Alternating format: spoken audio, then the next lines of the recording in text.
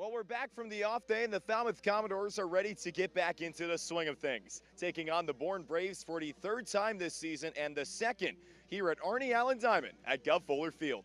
Hello and welcome to another edition of Opening the Door, along with Logan Soforenko and Carter Beinbridge. I'm Trey Redfield. So glad you're with us tonight for the Dores and Bravos. And Logan, let's talk about what happened yesterday. It was an off day for the Dores, but they were at Fenway Park working out in front of MLB scouts. Yeah, bright and early, to say the least. They were there waking up as early as 5:30, Coach Trev Trundy told me. But yeah, fantastic day. They got to do a little bit of I.O. The pitchers were doing some mobility workouts. I talked to Grayson Hitt. He was telling us a little bit about what they did, because realistically for the pitchers, it's more of an off day for them yesterday just to soak in Fenway Park. But then after I.O., they got to take some BP. We unfortunately did not have any monster shots. Alex Mooney hit about 4 or 5, about 10 feet below where it would clear the monster.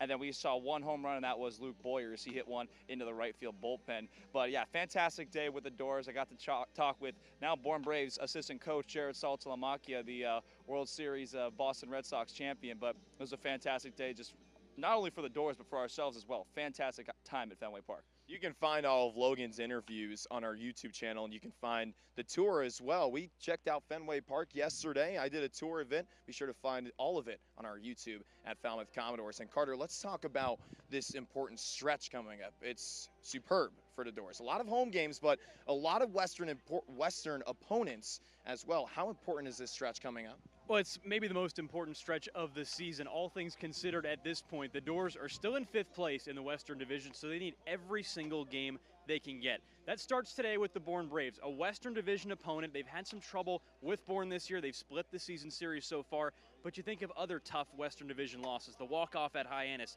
the tie at Kituit, the 1-0 loss to these Braves earlier this month. They've had some tough L's against Western Division teams that they need to beat. And again, next week, there's a 5 road game in 6-day stretch for the Dores. So that's going to be even tougher. Today and tomorrow, the Dores are at home, so they have to do the damage now while they have the chance. And Carter, Logan, mentioned the struggles against the Bourne Braves. One of those struggles, what came right here at Gov Fuller Field, when the Commodores put up 0 runs in comparison to Bourne's 1 run. It came off that home run off of Max Shaw. Yeah, you took the words right out of my mouth when it comes to that game. And a bigger audience saw that game as well. That was the Nesson game. Drew Summers was absolutely shoving. The lefty was dealing. He had a no-hitter going into the 5th inning, but the offense just could not get anything going. We almost saw a very nice shot from Jacob Walsh, but nevertheless, Matt Shaw, who has been absolutely on a tear this Cape League series and season, hit a solo shot that was the only run of that game. He's hitting .342 on the year, absolute stud from Maryland. He's draft eligible in 2023. He's definitely going to be a player to watch tonight for the Bravos. And in that game, Carter, Drew Summers got the start. Left-handed pitcher had 9 strikeouts. Today, it's another left-handed pitcher in Grayson Hitt. Last time he pitched, though, it was in a relief appearance. What can you tell us about his upcoming start? Well, you hope that the trend with left-handed starters against the Bourne Braves continued after what Drew Summers did earlier this month at this ballpark. But Grayson Hitt, his last time out, was not the sharpest we've seen him. It was July 4th at Kituit. He pitched 3 innings, allowed 3 runs. That was his last start, not appearance. We have seen him since, but for Grayson, he's been a consistent starter this season. You love to see him back in that role that he's a little bit more comfortable with after his time at Alabama. Now he comes in here against a Bourne team that has struggled to get its head above water in the Western Division, so the Dores have a chance to get back on the winning track after that tough loss to Wareham a couple days ago.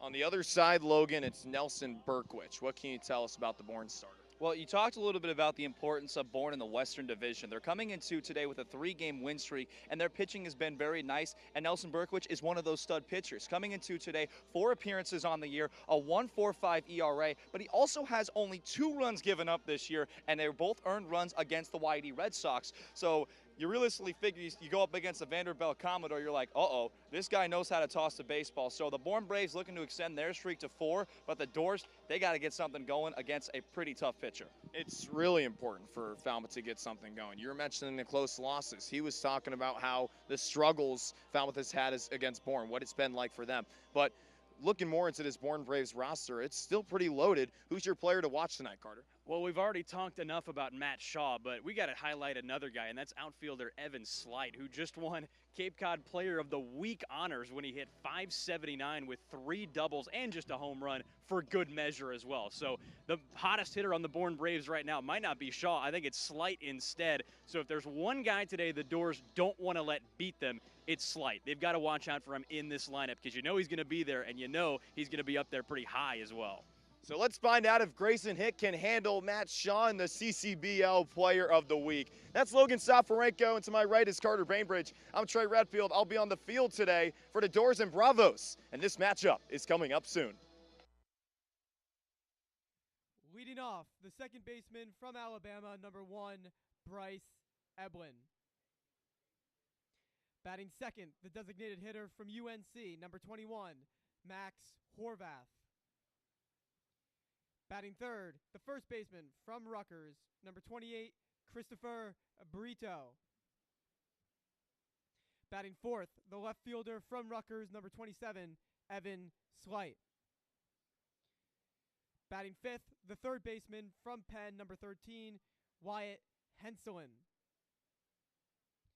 Batting sixth, the right fielder from Virginia Tech, number 25, Carson Jones.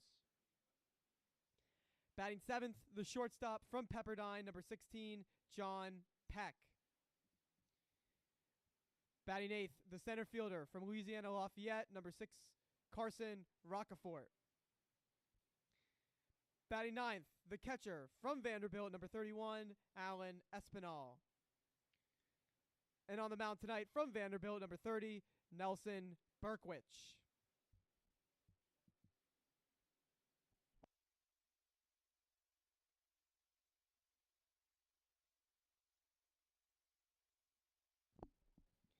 And now the lineup for your Falmouth Commodores.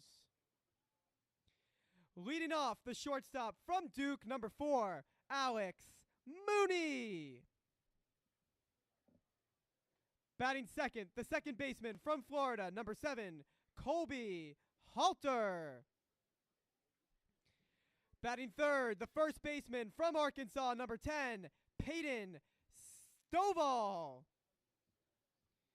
Batting fourth, the designated hitter from Oregon, number 33, Jacob Walsh.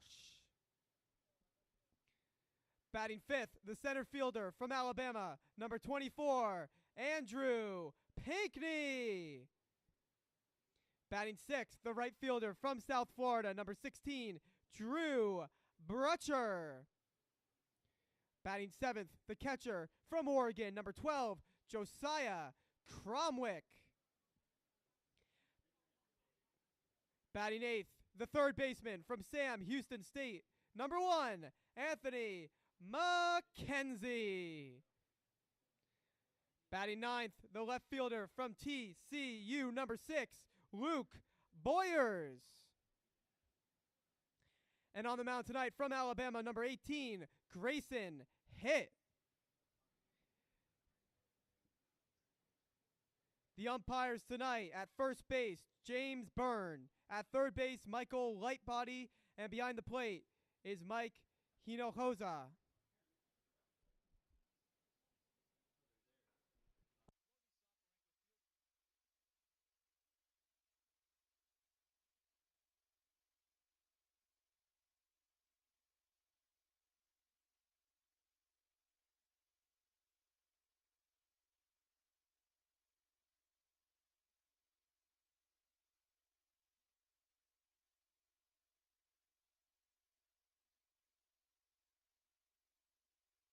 Logan Soforenko field side at Fenway Park with former Boston Red Sox catcher and now Bourne Braves coach Jared Saltalamacchia. Jared, thank you so much for joining me. I appreciate you having me. Well, you are over there with the Bourne Braves. Walk me through what your role has been like with the Braves. Kind of like a bench coach / hitting coach, catching coach, kind of a little bit of everything. I'm just enjoying my time out here, being around, the best college athletes in the country, and just trying to get to know them a little bit, hopefully teach them something, and I know they're teaching me some stuff. Now, when you say teaching some stuff, you have a World Series ring. That's something pretty cool that not many ball players get to say. So when you come over to Cape Cod, you're bringing in a lot of experience, as you mentioned. But when it comes to these players, the best players in the country, and when you're working with the catcher specifically, how do you relate to them? It's still a game, regardless of what aspect or, what role you're in. I feel like these kids got a great opportunity to come out here and get away from, the norm of being in their program and kind of hearing some different voices. I've always said it's always good for players to hear different voices, get some different opinions, and see what works for them. All right, let's see a strike.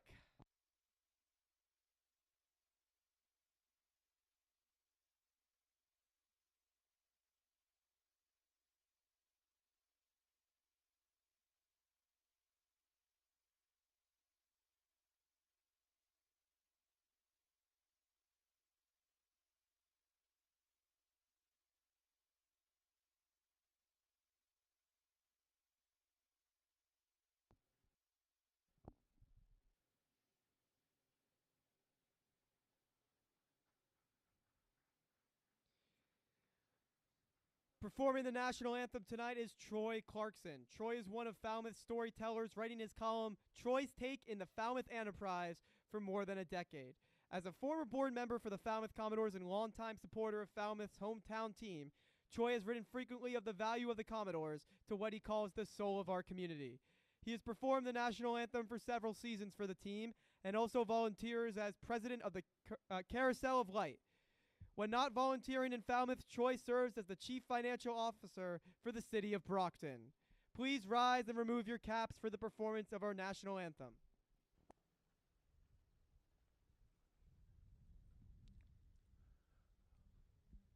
Oh, say, can you see by the dawn's early light what so proudly we hailed at the twilight's last gleaming, whose broad stripes and bright stars through the perilous fight o'er the ramparts we watched were so gallantly streaming, and the rocket's red glare, the bombs bursting in air, gave proof through the night that our flag was still there.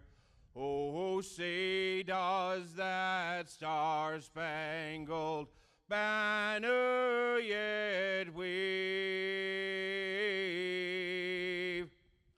o'er the land of the free and the home of the brave. Thank you.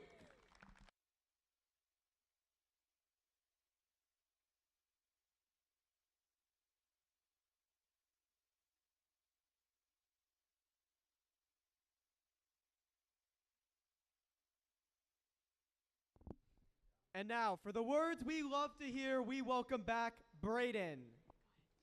Play ball!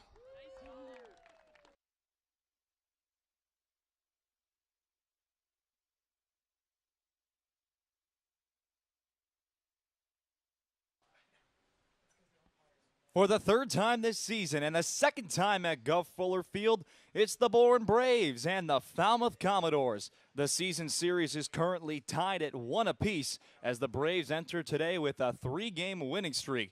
The Dores, on the other hand, are looking to get back into the win column as they play game number 1 of 5 with a Western Division team this work week. As we welcome you inside, hope you're having a great day, along with Carter Beinbridge, Logan Soforenko with you. It's great to have you with us. We'll be hearing from Trey Redfield throughout the broadcast as well. And Carter, let's jump right into things. They've been telling me the Braves are hot. They entered today with a 3-game win streak. 2 of those victories were in the comeback effort, one of them against Cotuit, the other one against the Hyannis Harbor Hawks, in which they put up an 11 spot in the top of the 9th inning. The Braves are not only winning games, but they're doing it with hot hitting, and they're doing the exact same thing that the Dores haven't been doing lately, and that's beating Western Division opponents. The Dores lost their last game, and this season you think back to a lot of close losses. The Hyannis walk-off, the Katuitt tie, 1-0 loss against these same Braves this month. The Dores are currently in last place. They know they're not gunning for the top seed in this division, but they're trying to get up to 4th place. That means beating teams ahead of them into the division. The Braves are in 3rd coming into today, so that has to start now for the Dores if they want to try to make a playoff push with this season nearing its end. The Falmouth Commodores currently trail the Wareham Gatemen for 4th place in the Western Division by 3 points. And like I mentioned, we have 2 gentlemen up here, but we also have a 3rd person down on the field getting ready to tell us some fantastic stuff. That's Trey Redfield. Trey, what's going on down there? Logan, thanks so much. Yesterday, the CCBL held its annual Fenway Day, where players work out in front of MLB scouts at Fenway Park. Along with that workout, the Commodores got a tour of Fenway Park, learning the ins and outs of America's most beloved ballpark. One of the things that they learned was that Ted Williams hit a home run that landed 502 feet in 1946. There were 30-mile-an-hour wind gusts that day, and Ryan Eiley, one of the assistant coaches for Falmouth, believed alongside me that yes, Ted Williams did hit a home run that far.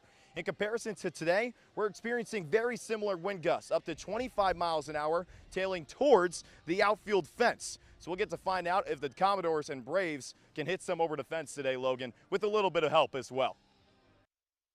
Yeah, ain't that the truth when it comes to the wind? I mean, the foul pole is not necessarily where the flag is, as most flags in most ballparks are in dead center field or in right center field.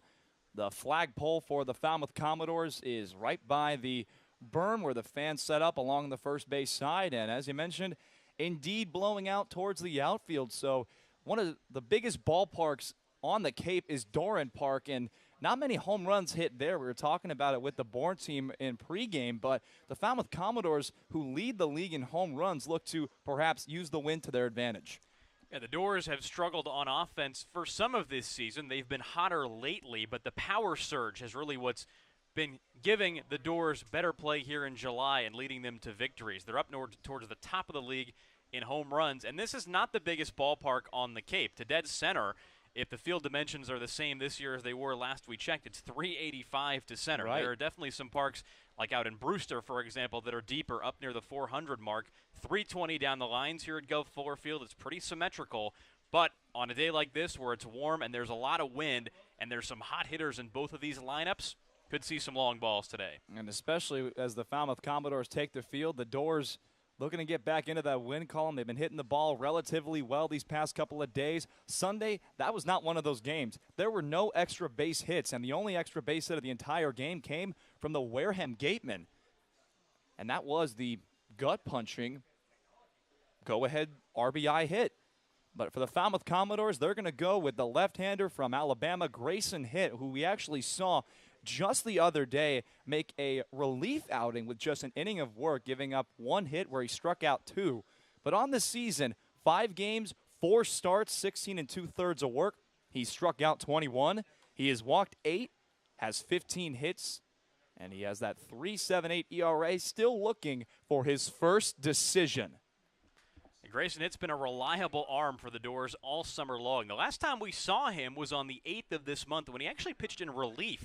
He did something that he hadn't done the entire summer and didn't do the entire spring at Alabama, and that was come out of the bullpen. He threw a scoreless inning against Hyannis just 4 days ago. His last start was the 4th of July at Katuitt in Lowell Park. He pitched 3 innings and had 3 earned runs. That set a season high in the runs and what tied a season low in innings pitched in a start. So Hitt had certainly gone longer than that and been better than that. So look for him to try to buckle down today and give the Dores a little bit more out of the start. Fastball, curveball, slider pitcher. We've seen all 3 of those pitches work for him in different starts. When he's on, that curveball is one of the best on the Dores and probably one of the best in the Cape. He's going to be needing it tonight because he faces a red-hot Braves lineup. It starts with the second baseman, Bryce Evelyn, who will be leading off, and then Mac Horvath making his 2022 Bourne Braves season debut. Chris Brito, the powerful slugger, batting in the 3rd spot from Rutgers. His teammate from the Scarlet Knights batting in the cleanup spot. Evan Slight, who we'll talk to in just a little bit because he has some pretty good acolytes coming into today. Wyatt Hensler batting 5th, Carson Jones, John Peck, Carson Rockefort, and Alan Espinal batting 9th. So great to have you with us. We mentioned the wind, but there is not a cloud in sight. 76, absolutely perfect today. Humidity of 75, and we are underway as that bunt will not be down as it's strike number 1 from Grayson Hitt. Eblin coming into today hitting .236, 1 double. He's driven in 3, struck out 12, and has walked 8 times. He's quickly behind in the count, 0-2. A little battle between Bama teammates to start this game off.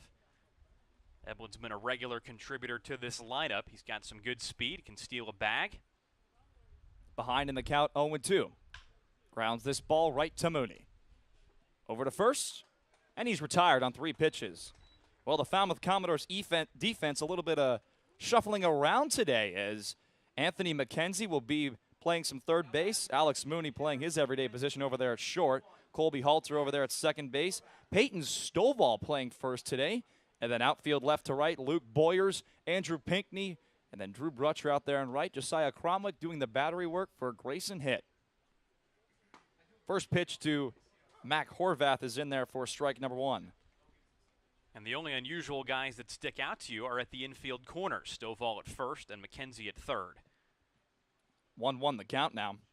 Both of those guys are natural second basemen, but they can play elsewhere on the infield. So manager Jeff Trundy is shaking the dice a little bit today, trying to shake things up after that tough loss to Wareham 2 days ago. And I mean tough with a capital T-O, probably a U in there too. On a 1-1 pitch, Horvath takes ball 2 upstairs, 2-1. And that was the loss that was probably the biggest matchup of the season going into the Fenway day, because that could have put the Falmouth Commodores in 4th place over the Wareham Gatemen by 1 point, but they now trail them by 3 heading into today. 2-1's in there for strike 2. Well, he talked about that breaking ball, how he utilizes it, and so disciplined when there's right-handed batters in that batter's box. On a 2-2 pitch, Horvath spoils this one foul towards the pole. And out of play, we'll do it again.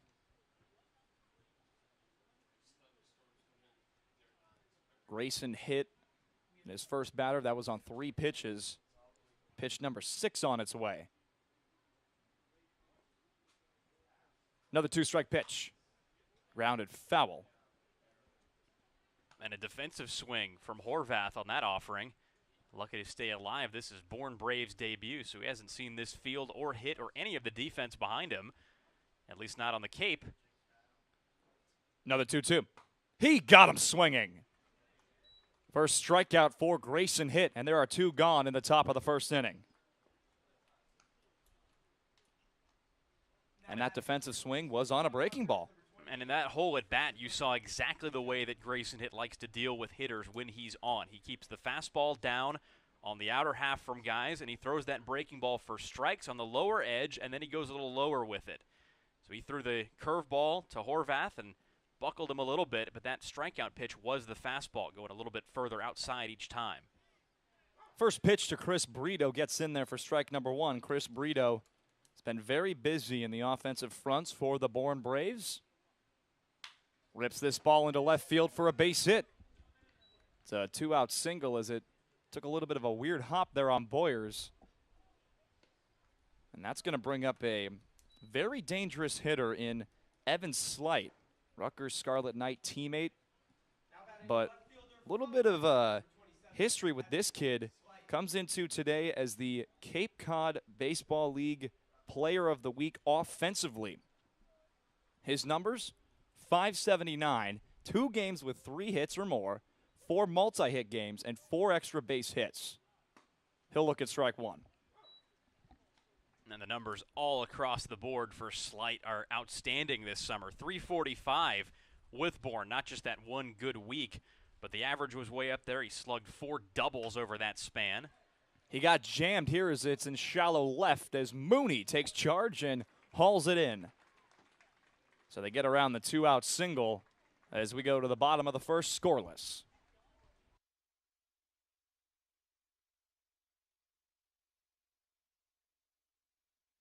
You have had the whole journey of a baseball player. You were getting drafted, and then you were a Major League Baseball player, and now you're a coach. Walk me through what the difference has been like in each stage of just your baseball career in general.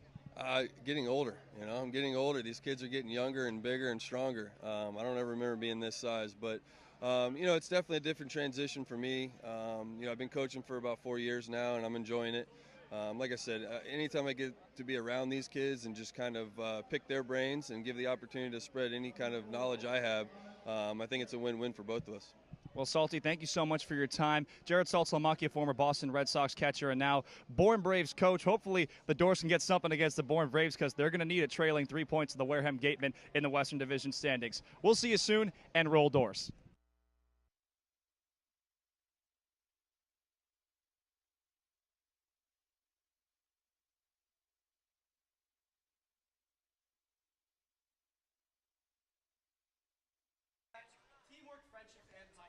Welcome back to Gov Fuller Field. I had to throw in that roll Dores to Bourne assistant coach and world champion Jared Saltzlamakia as we are scoreless here in the bottom of the first inning. It's going to be Nelson Berkwich, the left-handed pitcher from Vanderbilt, and he has had a very fine campaign in the 2022 season for the Braves. No decisions thus far in 4 games. He has not started. It's his first start of the 2022 season. 1.45 ERA. 12 1/3 of work, 15 strikeouts. He's walked 3, given up 7 hits. The only runs he has given up were against the Yarmouth Dennis Red Sox. And the Falmouth Commodores are actually facing him for a second time back in that boring 1-0 defeat. That was the last time we saw this left-handed pitcher as Alex Mooney leads things off for the Falmouth Commodores. The shortstop from Duke in his traditional spot. He sends this one in the air to center. Roccaforte coming in, and he makes the catch. And just like that, Mooney is retired. Falmouth Commodore starting lineup, as you just saw Mooney, the leadoff batter. It's going to be Colby Halter in the 2 spot, as always. Peyton Stovall batting 3rd. Jacob Walsh, who is DHing today, is batting cleanup. Andrew Pinckney batting 5th. Drew Brutcher, Josiah Cromwick, Anthony McKenzie, and Luke Boyers. So now here is Colby Halter. Just like that, Berkwich with 1 pitch, 1 out. So quick at bats in the first parts of this outing. The first pitch to Halter is inside, 1-0. Back in the top of the first inning, Grayson Hitt retired the first batter he saw on 3 pitches.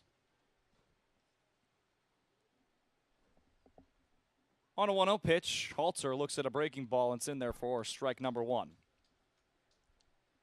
And that was nasty from Berkwich here in the early going. This guy's been a bullpen stopper this summer, now starting for the first time. Halter swung through that one, 1-2 the count. Took a little something off of that one. Not necessarily a big break on that thing, but a little bit of a change perhaps. That tied him up and in on the hands. And now he's got him down in 2 strikes. He's certainly got the bullpen stuff so far. Well, Halter took a chop at that one just to stay alive. We'll do the 1-2 again. Halter has struck out 21 times this season, but leads the Falmouth Commodores in batting average. Comes into today hitting .306. On a 1-2 pitch, Halter sends this ball in the air to left. Slight makes the catch. 2 gone here in the bottom of the first inning. The Bourne defense, Hensler at 3rd base, Peck at short, Evelyn over there at 2nd. Chris Brito at 1st base, and then outfield left to right. Slight, we just saw make the catch. And then Roccaforte, and then Jones as Alan Espinal is the catcher for Berkwich. So now here's Peyton Stovall. Sends this one up the middle and through for a base hit. Both teams having some 2-out singles, if you will, as that'll send up Jacob Walsh with 2 gone. That's the first hit against left-handed pitching for Peyton Stovall this summer. Dores have struggled as a team against southpaws so far, but Stovall, like Mooney was before him, being aggressive early in the at-bat. And now he's got a 2-out knock to show for it. Mentioned the first pitch, likened to attack. Back in the first inning, Chris Brito with 2 outs, attacked on the second pitch and delivered a 2-out single. Walsh sends this one foul out of play. 0-1. Walsh, who is DHing today, rocking the high socks. I don't think we've seen the high socks look from Walshy this summer. Trying to extend this inning. On an 0-1 pitch, he'll look at a breaking ball that gets in there for strike number 2. Saw Grayson Hitt back in the first inning. He got 1 strikeout. Berkwich looking for his first one. It could be with 2 outs. 0-2 is ripped into right field for a base hit. Back-to-back singles for the Falmouth Commodores. And that's going to send up Andrew Pinckney. Well, you don't want to take numbers too seriously if we're only in the first inning of this game, but that snaps an 0-for-25 streak against left-handers for Jacob Walsh. First hit this summer for 2 different guys on back-to-back at-bats, Stovall and now Walsh. And now here's a guy you want up against lefties because Pinckney hasn't faced a lot of them, but he's 7 for his first 16 with a pair of home runs against them this summer. Most notable home run off a lefty was against the Hyannis Harbor Hawks, where he tied the game in the 7th with a shot to dead center. On the first pitch he sees, he'll look at ball 1 outside. And we saw some 2-out damage on Saturday against the Brewster Whitecaps. And for the second time at Stony Brook Field, the Dores put up 4 runs in the top of the first inning. They eventually won that game 7-3. 1-0 misses upstairs, 2-0. Andrew Pinckney coming into today hitting .227. That average just keeps going up. 12 runs driven in. He's walked 4 times and has struck out 27 times.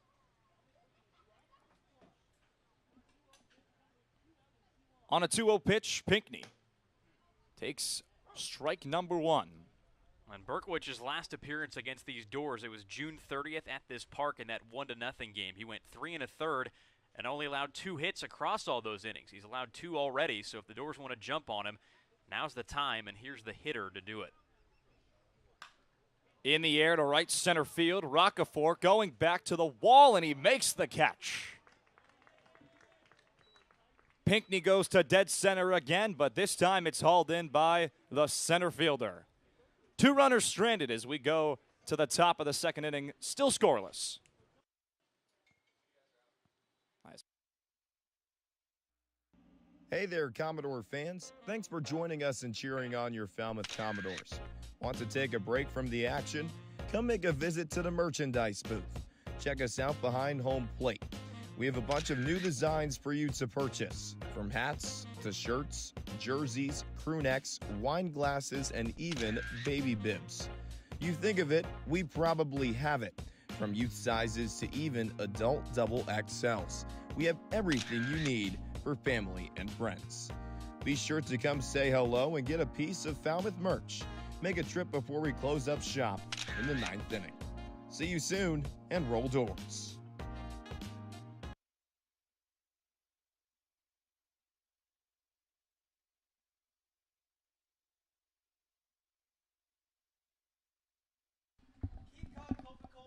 Welcome back to Gov Fuller Field, where the Falmouth Commodores and the Bourne Braves are tied at 0, along with Trey Redfield and Carter Beinbridge. Logan Soforenko with you. Big tilt all week long as the Dores open the first of 4 home games this work week. It's going to be a different theme next week, though. Yeah, no kidding. The Dores have a stretch of 5 road games in 6 contests next week, so they have a 3-game homestand right now. This game number 2, and then they're at home again tomorrow, but things only get tougher as you head towards the end of the season. This is why this week is so important for the Dores to make up a little ground in the West, because things are in flux. They're in striking distance of Wareham and Bourne, but they just got to start winning some games, or at the very least getting points. So now here is Wyatt Hensler, the third baseman, as he looks at ball 1 outside. Well, the Dores 3-9-1 at home, 7-5-1 on the road. 1-0 pitch is in there for strike number 1, and there's that breaking ball again. So pretty to see him paint with righty batters there, coming from that lefty. 1-1 is ripped into left field for a base hit as it gets through the 5-6 hole. It's a leadoff single for Wyatt Hensler. And that's going to bring up Carson Jones. Well, I watched Wyatt Hensler play just about every game last summer for the Ashboro Copperheads, and that is a patented Wyatt Hensler base hit through the hole in the left side to the pull side. He was a 300 hitter last summer, and he just tore it up at Penn this spring. So you know he's got the tool. He was the one who broke up that no-hitter that Drew Summers had last time the Braves were here. First pitch to Carson Jones is lined right to Mooney. Mooney fires over to first, and Stovall can't make the pick, so it's just 1 out. But the fact that that was even close. Mooney has made a name for himself, not just at Duke, but also this summer because he is aggressive. He's a good base stealer. He swings early in the count, and he really hustles around on defense. It's cost him at times with some throwing errors, but that was a play, if he pulls it off, that would have been one of his highlights during his time with the Dores. So that's going to bring up the shortstop, John Peck, as he looks at ball 1 upstairs. John Peck, the wave from Pepperdine University, hitting .224 coming into today, 5 extra base hits, no home runs. On a 1-0 pitch, he'll take a breaking ball a little inside, 2-0 the count. It looked like a pretty good pitch from Hitt, one that he definitely wants in this ball game. This wind really traveling. We saw it with Pinckney back in the bottom of the first, as John Peck is quickly ahead in the count, 3-0. Peck has walked 7 times coming into today. He struck out 29 times. Grayson Hitt trying to come all the way back. And he will not, as that pitch misses a little low. It's a 4-pitch walk to John Peck. The umpires for today, it's going to be Mike Hinojosa behind the plate, James Byrne over there at first, and Michael Lightbody over there at third. So the 4-pitch walk is the first walk for either side in today's contest, as the center fielder Carson Rocafort steps into the batter's box. Runners at first and second, 1 out. That's in there for strike 1. Well, starting to get down to this bottom part of the order, 8 and 9 to be specific. Rocafort hitting .194, Espinal on deck hitting .074. On an 0-1 pitch, Rocafort, little sword there. It's 0-2. The stuff so far for Hitt is great. I mean, he threw 2 pitches to Peck in his at-bat that could have been strikes. Instead, it wasn't a 2-2 count. It ended up being 4-0 and a 4-pitch walk. 0-2. Just a little outside, 1-2. But the approach to these hitters from Hitt has been good. Even if you miss inside to right-handers, as he did to Peck on the pitch that walked him, you got to at least try. Can't just throw in the outside corner all day long. It's basically BP if you don't attack. 1-2 is skied a mile high into center. Pink coming in. And he makes the catch. 2 gone. Well, with the way this wind has been all around us today, that ball could have traveled a little bit more, and perhaps the infield thought it would stay on the infield as Mooney and Colby Halter collapsed towards that ball, but nevertheless, 2 runners on and 2 gone now. So there's Alan Espinal. As he spoils that one right back to Grayson Hitt off of the bricks. We've seen that brick wall back there do some crazy stuff this season. 0-1 the count on Espinal. Espinal has struck out 11 times this season. Hit with just 1 on the day. 0-1 misses upstairs, 1-1.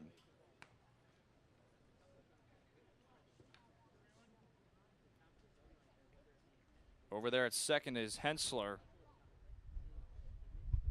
Reached on the single.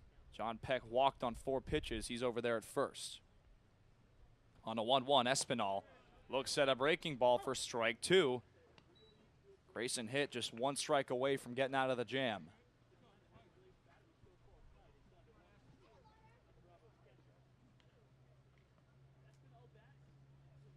Be the second half inning in a row where a pitcher would get out of that jam. 1-2. Lined into right, and Halter can't make the catch. Here comes Hensler. The throw from Brutcher is not in time. It's 1-0 Braves on an RBI single from Alan Espinal.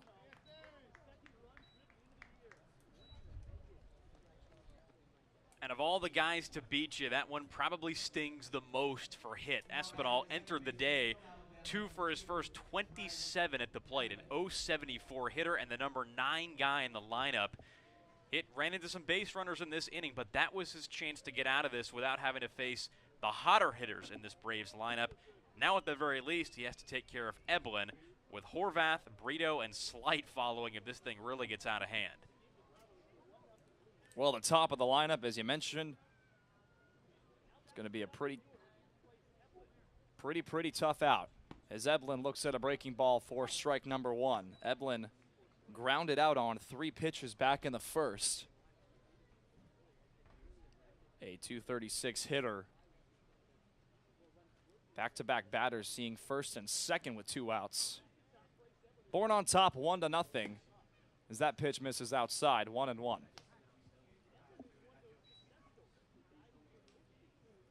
Well, give credit to Colby Halter for leaping up so high and just a little bit out of his reach. He's back over there at second today. He's been at third for quite a few games now, but he's played a lot of second this year too. 1-1. Ripped into right and through for a base hit. John Peck is given the wave. It's bobbled by Brutcher as it's 2-0 Braves, and they're at second and third. It's an RBI single for Bryce Eblin as he advances to second on the error by Brutcher. And that's going to bring up Mac Horvath.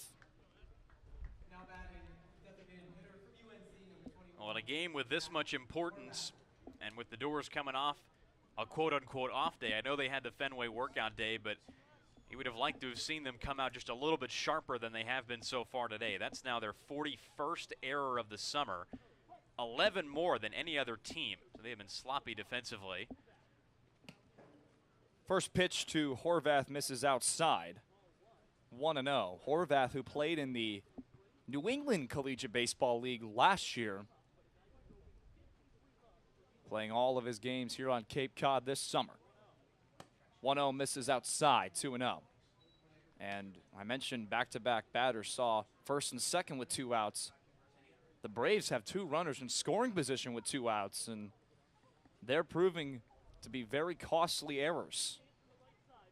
The 2-0 is in there for strike number 1, 2-1. It's always those errors, especially these past couple of games, that have proven to be real costly. Saw one with Jacob Walsh the other night, an E2 on Josiah Cromwick against the Hyannis Harbor Hawks. 2-1 catches some strike zone. It's 2-2. Well, the pitch that's been working best today is the one that Hitt's just thrown for strikes on 2 straight pitches. That curveball has had its typical snap. He's going to have to trust that here to get out number 3. Goes to the breaking ball, but it misses low in the dirt, and the count's run full. And the guy that is a very, very dangerous hitter in Chris Brito waits on deck. And the last thing the Dores want to see is that man in the batter's box with the bases loaded. They'd much rather see him lead off the top of the 3rd inning. On a payoff pitch, Horvath looks at strike 3. He went to that breaking ball, but the Bourne Braves get 2 runs as we go to the bottom of the 2nd inning. Falmouth trails by 2.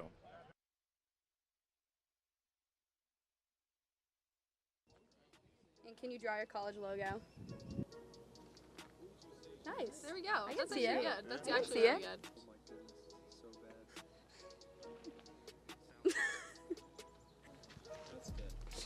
That's pretty good. That is good. I love how flames go. I can try to give you a frog. Looks more like a pig than a frog. That's no frog. That's wrong. bad. That's more like that's bad. I know it's kind of like a weird. Wow. Okay. Yeah. No. I can't draw the basic one. You know. Okay. Do not judge me, please. Very stressed. Okay. Ready? Yep. Yeah. We gotta erase puddles right there. There's puddles. That looks like a turkey. That's actually really good. That's really good.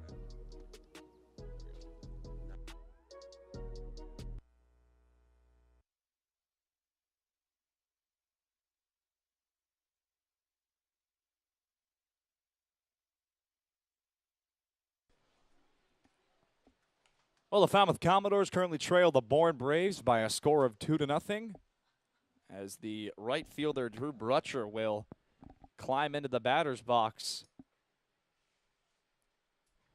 All of that run scoring for the Bourne Braves came with 2 outs. RBI single from Alan Espinal and an RBI single from Bryce Evelyn. He did reach second, but it was on an error by Brutcher, as Brutcher grounds this one to second to Evelyn, and he retires Brutcher. A lot of Evelyn and Brutcher right there, as there's one gone here in the bottom of the second. First pitch attacking, too, for Brutcher. Trying to be aggressive as some of these Dores have. They had limited success with it in the first inning. And really the only wind-influenced play we've seen so far was that inning-ending flyout by Pinckney that went a long way but couldn't quite clear the wall. First pitch to Cromwick misses low. That thing just kept on going, but didn't quite have the distance. Both pitchers working very fast as Cromwick looks at strike one. Well, you mentioned the first pitch attacking. We have seen that with 3 batters for the Dores. Mooney flew out on the first pitch. Peyton Stovall singled on the first pitch, as Cromwick fouls that one off of the catcher Espinal. 1-2 the count. And then, as we just saw, Drew Brutcher flying out, or beg your pardon, grounding out on one pitch. Cromwick coming into today, 185 hitter, 1 run driven in. He's walked 1 time, and he is 5 for his first 27 since coming to the Dores late in the season. On a 1-2 pitch, Cromwick grounds this one into the opposite way. Evelyn over to his left, and he retires Cromwick. 2 gone. Back-to-back 4-3 putouts, as that brings up Anthony McKenzie. I talked to Anthony McKenzie yesterday at Fenway Park, and I tell you, baseball players say some funny things, but the way that he described his approach for batting practice at the Green Monster, he said, we're going to try and hit pull-side jimmies the entire day. Obviously referencing to the right-handed hitters. First pitch he sees, misses outside, 1-0. McKenzie a switch hitter. Batting righty today, at least for now, with the lefty Berkwich. McKenzie didn't even want to step into the batter's box on that one, as that's strike number 1. I was wondering that as the pitch was being delivered, McKenzie kind of swinging his bat as Berkwich went into his windup, but both pitchers moving very fast today. 1-1 is grounded to short. Peck over to first, and making the stretch is Chris Brito, as he will lead off the top of the 3rd inning. 2-0 the score. We'll be back. Want a house of Falmouth Commodore? Be sure to sign up to become a host family today. Hosting a Cape League player can be very rewarding. Players connect and bond with the families, often forming lifelong relationships. Please remember that every Commodores player is bound and governed by NCAA rules and regulations. Welcome back to Gov Fuller Field. It's getting to that point of the Cape League season where players are starting to leave in preparation for the MLB draft. But what may be getting left behind is that pitchers are starting to leave as well due to innings limits handed out by college coaches. It's a pretty simple process. Pitchers reach their limit, they get shut down, and they go home in preparation for fall ball. Josh Hartle and Cam Manassi of Wake Forest, along with Mikey Tepper at Liberty, have reached their limits, and we won't see them for the rest of the 2022 CCBL season. So this number is only going to get larger, and it's up to the Commodores to find a way to adjust. Guys, back up to you in the booth. Well, Trey, thank you so much, and absolutely, it is that time of the year as pitchers start to reach their limits, and the biggest one of note is the pitcher of the week. He allowed 1 hit, 1 walk, struck out 9. Of course, we're referencing Brody McCullough. He was released by the Harbor Hawks today. That's just kind of how the summer ball works roll. His final numbers were 5 starts, 20 innings, a 2.7 ERA, 30 strikeouts with a sub-100 whip. As Chris Brito looks at strike number 1. Well, Chris Brito entering today leads the Cape League in exit velo. Hits the ball really hard as he grounds that one softly to McKenzie. Over to first, and Brito is retired. 1 gone. Now the Dores are going to have to adjust to losing guys to the draft just like every other team, and you see guys depart from teams with really good numbers all across the board. I mean, from the guys just cut from Katuitt alone, you probably have a rookie ball quality team in the minor leagues. Guys have just exited that team en masse. So the Western Division is going to be up for grabs down the stretch. First pitch to Evan Slight is in there for strike number 1. Harbor Hawks only trailing the Katuitt Kettleers by 1 point for first place in the Western Division. 1-1 the count now. Bourne currently sitting third with 28 points, 11 wins, 9 losses, and 6 ties. The Gatemen in fourth. The Dores last with 22 points. 1-1 is grounded to Mooney as he gathers over there at first and retires Evan Slight. 2 gone. I'll slide off to an 0-for-2 start. I'm not sure he had 2 consecutive outs made in 2 at-bats all of last week with the way he was hitting. But the Dores, again, doing a good job of keeping a team's opponent best hitters at bay. We saw that against Wareham a couple days ago with Chase Davis and Max Anderson, who you had a lot to say about down on the field. First pitch to Hensler misses outside. Yeah, Max Anderson, who hit 3 balls over the Green Monster yesterday, had a 13-game winning streak coming into Sunday's matchup against the Dores, as the 1-0 is swung right through, 1-1. The problem with the Dores the last couple days is that they've just struggled to get out of their own way as they get towards the bottom of a lineup. They'll get the first 2 outs and then start giving up base runners and making defensive mistakes. 2-1 the count now. But at the very least, they've prevented a couple Western Division teams' best hitters not beat them. 2-1 misses just a little low, 3-1. And that's the Commodore way, especially in the early parts of the season. We saw a lot of errors. Talking about teams' best hitters, too. Matt Shaw, not a guy they have to see today. That pitch is grounded foul. Counts now full. We talked about him on opening the door. Very highly praised middle infielder from Maryland. And they love him out there. But he is not in the lineup tonight. Hitt's got the full count. But he walks Wyatt Hensler. Second walk for Grayson Hitt, as that brings up Carson Jones. And we saw that those walks proved to be a little costly, as the first walk, John Peck, came around a score back in the top of the second inning. And again, Hensler on base. He was the one who started that second inning with a single to lead things off.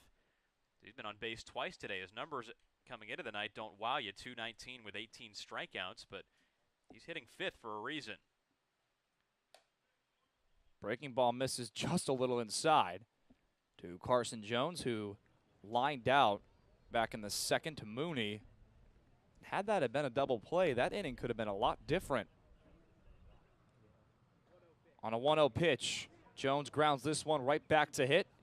Hitt fires over to first, and it gets away from Stovall, but he keeps it in front of him. And that's going to be An infield single.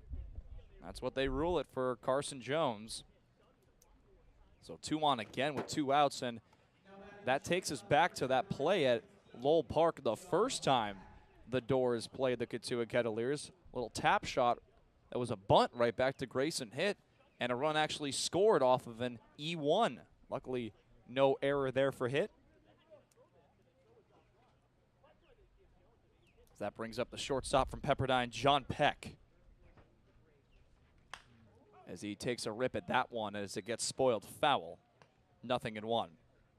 What bothers you about that play off the bat of Jones is not the fact that it's an infield hit. It was too tough a play to make for Hitt, but it was the fact that the throw would have been errant regardless. There's just a little bit of carelessness defensively going on right now with the Dores that you'd love to see them clean up. On a 0-1 pitch, John Peck grounds that one foul the other way. And on back-to-back pitches, as the count is at 0-2, Peck has been trying to go backside. First pitch he spoiled foul was the other way. Second pitch he spoiled foul was the other way. Big pitch here from Grayson Hitt. Runners at first and second with 2 outs. The 0-2. Oh, he got him with that breaking ball.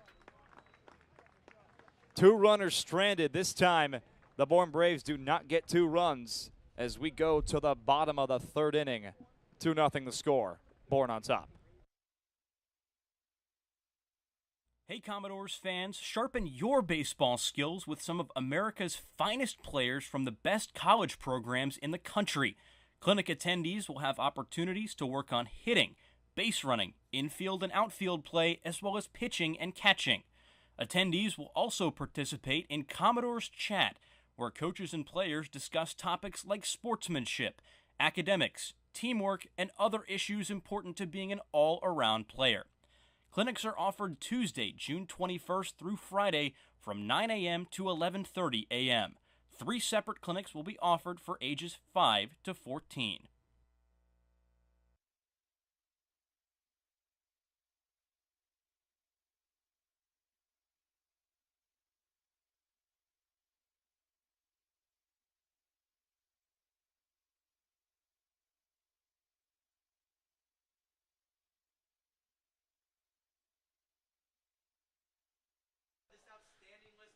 Well, today is Tuesday. We see the clinics all around the league. It's a very fine effort by the league to put these on, and every team being so specific with what they do.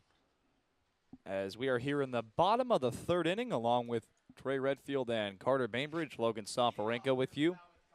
Luke Boyers, who is batting right, it's going to be Luke Boyers. We mentioned right because, well, the switch-hitting outfielder does just that. As he'll look at ball 1 outside. He is the lone Falmouth Commodore that hit a ball out at Fenway yesterday. Was in the right field bullpen. On a 1-0, he grounds this pitch foul. 1-1 the count. And he was telling me he still wanted to hit lefty, even though a righty batter is favored to hit one out into the monster. Took a couple of hacks in the righty box. As he grounds this one right back to Berkwich, and he is retired on 3 pitches via a 1-3 putout. Now batting, the shortstop from Duke. 1 gone. Alex Mooney. So that's going to bring up Alex Mooney. As Alex Mooney, in his last round of BP yesterday, every single ball he hit was about 20 feet away from being a home run as he spoils that one foul. All 4 of his at-bats, I guess I should say, reached about 3/4 of the way up on the monster. On an 0-1 pitch, Mooney looks at ball 1 low, 1-1 the count. Mooney coming into today, hitting .276, 2 home runs, 14 Ks. As he grounds this one right to Eblin as he fires over to first, and Mooney is retired. 2 gone. And this is why we talked about in the first inning that it was so important for the Dores to get at least a run there, trying to do it after they got back-to-back 2-out singles, because now Berkwich has settled into a good rhythm. He has retired 6 in a row, dating back to Pinckney's flyout that ended the first. He looks mighty comfortable on the mound right now. The Dores are trying to interrupt him as he's gotten going in this game. It's always those what-if situations. As Halter looks at ball one just a little outside, 1-0. And that can give a pitcher some confidence, too. As you mentioned, he's been settled in. 1-0 is sent in the air to right center field. Roccaforte going back to the wall. It's off the top of the wall and gone for a home run. Colby Halter with his 5th home run of the season makes this a 1-run game. Well,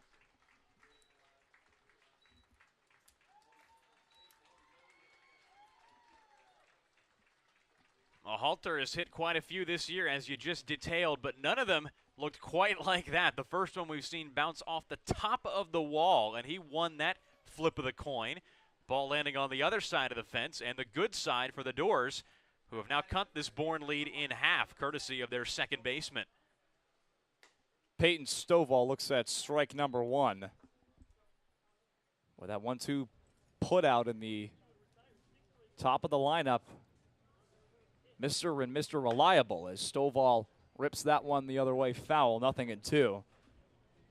And did the wind play a part in that home run? As you see, it's currently blowing a little bit north, but that means to the left field part of the ballpark as the 0-2 misses outside. 1-2. I think any ball hit to the outfield today is going to be impacted by that wind. If you take a look at the American flag out near the Falmouth bullpen on the first base side, it's been stiff with wind just about the whole day, certainly waving. And some of the players' jerseys are kind of swimming on their bodies when there's a big gust. Another pitch spoiled foul by Peyton Stovall. We'll do it again. On a non-windy day, that Halter ball is probably a double. Off the base of the wall or off of it. Had just a little bit of extra juice. 1-2 is grounded right back to Berkwich as he flips over to first, and the inning is over. But not before the Falmouth Commodores cut into the Bourne Braves lead as we go to the top of the 4th inning. 2-1 the score. And what's your hottest take? Hottest take is that a straw has 2 holes, not 1. What is your favorite place in Falmouth? My favorite place in Falmouth right now, I would say, is Shoreway Acres Inn. A bunch of us, the interns, are staying there, and we're having such a great time getting to know each other. Can you give me your best British accent? Scott Sterling. Is cereal a soup? No, it's cereal. It's its own thing, right? What soup have you had with milk in it?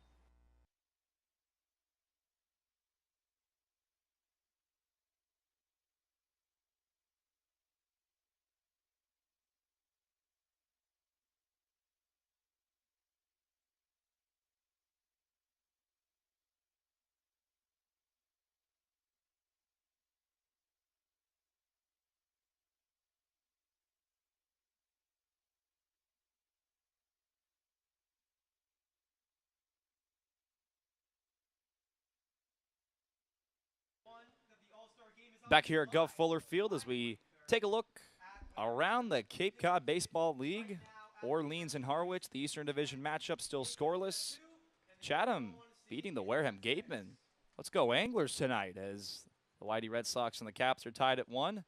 Catuit beating Hyannis 6-2, and that could be a pretty big matchup. If Hyannis comes back, they could sneak into first place, but Lowell Park not having lights, you never know.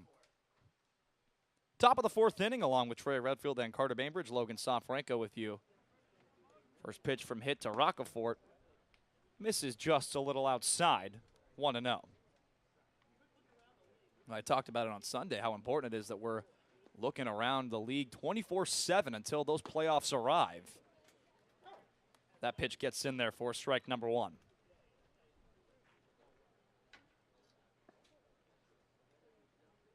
On a 1-1 pitch, Roccaforte takes a little swing and a miss there. 1-2 the count.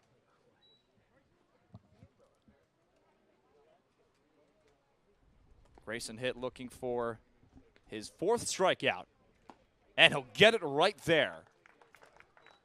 4 pitches, swinging. 1 gone. Well, Hitt had his problems back in the 2nd inning in this game, but overall his stuff has been good today. That breaking ball has gotten him out of a couple jams, ended the 2nd and the 3rd on looking strikeouts. That breaking ball got away from Hitt, 1-0. So now here's Alan Espinal, who has an RBI today. 1-0 is sent deep to left center. Back towards the gap, and it's gone. Alan Espinal, 2 for 2 on the day. A run-scoring single in the 2nd, and a solo home run in the top of the 4th inning. And the Bourne lead is back up to 2. Well, we talked about it in opening the door. The ball is carrying today. And this Bourne team is one with some very good, very talented, and very hot hitters. Espinal has the talent, but he hasn't been hot lately. Just 2 hits in his first 11 games and 27 at-bats. He has 2 already today and has doubled his RBI total as well. Well, Bryce Eblin shows bunt, pulls it back, goes ahead in the count 1-0. He's done that a couple of times today. Bryce Eblin on the first pitch showed bunt and pulled it back. Does it again here. Well, it was fair, but it got him right in the snout snipper, wherever you want to say. It got him up in the face area. Counts even at 1. And just to drive the screw in a little more, Espinal didn't hit a home run this spring at Vanderbilt either, across 18 games. So that big blast coming at a terrible time for the Dores. That's one of those home runs that got towards the end of the bat, but just enough. 1-1 misses upstairs, 2-1. But already early in this game, we're just over a third of the way through it. You can see that the wind is going to play some games with fly balls today. That ball's hit the other way to left center as Pinckney makes the catch. There are 2 gone here in the top of the 4th inning. Philip Abner warming up in the Dores bullpen as Mac Horvath steps into the batter's box. Pair of strikeouts to his name today. But you wonder with the wind and with the home run ball, it's only a 3-1 game, but could it be an offensive day as we're starting to see some runs scored throughout consistent innings in this game? Horvath swings right through that pitch, 0-1 the count. It's definitely possible. Grayson Hitt had to deal with an offensive environment on the 4th of July on a hot day at Lowell Park. He's working fast on the DH, Mac Horvath. Horvath with his Bourne Braves 2022 season debut. On a 1-1 pitch, Horvath swings right through that one. 1-2 the count now. Hitt trying to strike out Horvath for the 3rd time today. You wonder if this could be it for Hitt. Ground ball left side, fair ball. McKenzie, long throw, and Peyton Stovall applies the tag on Horvath. One of the more trickier 5-3 putouts you'll see, but we go to the bottom of the 4th inning. Bourne on top by 2 again.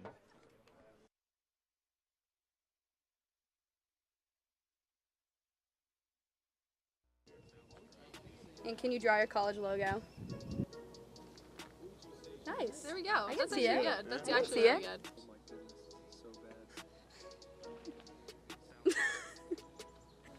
That's good. That's pretty good. That is good. I don't know how flames go. But I can try to give you a frog. Looks more like a pig than a frog. That's no frog. That's wrong. bad. That's Oh more my like God. that's bad. I know it's got like a weird. Wow, okay, yeah, no. I can't draw the basic one, you know, okay? Do not judge me, please. Very stressed. Okay, ready? Yeah. We gotta erase puddles right there. There's puddles. That looks like a turkey. That's actually really good. That's really good.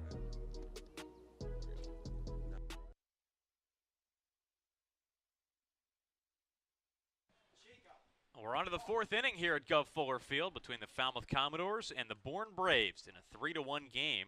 The Bravos leading. Nelson Berkwich, his first pitch to Jacob Walsh, is fouled straight back. It's 0-1 on the Falmouth DH today, hitting cleanup. Carter Beinbridge along with Logan Soforenko and Trey Redfield down on the field with you today at the Gov. 0-1 is flied to left field, fairly deep. Slight heading back and now takes a couple steps in front of the wall to make the catch, and there's out number one. Well, we've seen Jacob Walsh go the other way this season already for an opposite field home run. That was against Brewster at Stony Brook in the first contest. No matter how much wind was on the field, not enough on that fly ball.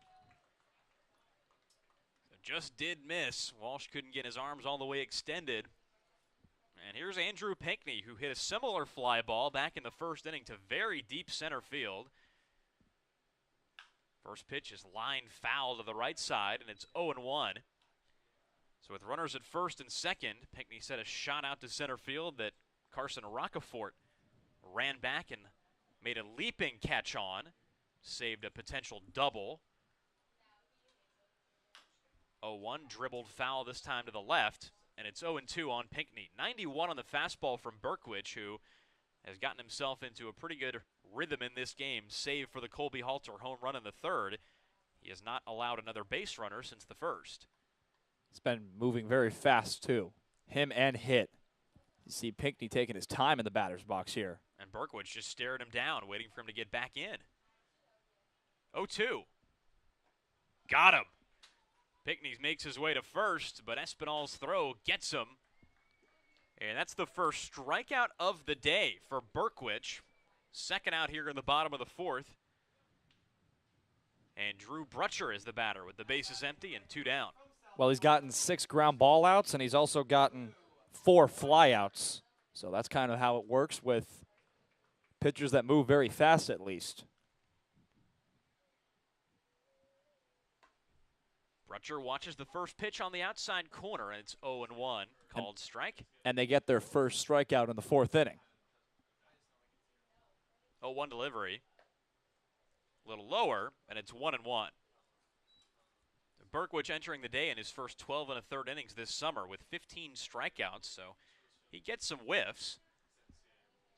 1-1 down in the dirt this time, and it's 2-1, blocked by Espinal, who's the man of the moment right now, with an RBI single and a home run in the fourth inning. 3-1, the Braves lead. 2-1, breaking ball bends around the inside corner for a strike, 2-2. Ooh, that's a good word to describe that. Thing was absolutely filthy. A lefty cannot touch that in the batter's box off a lefty pitcher. Started behind Brutcher's hip and then came into the zone. And another one for strike 3. That ends the bottom of the fourth. Back-to-back Ks does it for Berkwich. 1, 2, 3, the Doors go down in order. As we head on to the top of the fifth, Brito, Slight, and Hensler, the heart of the Braves order, coming up when we return.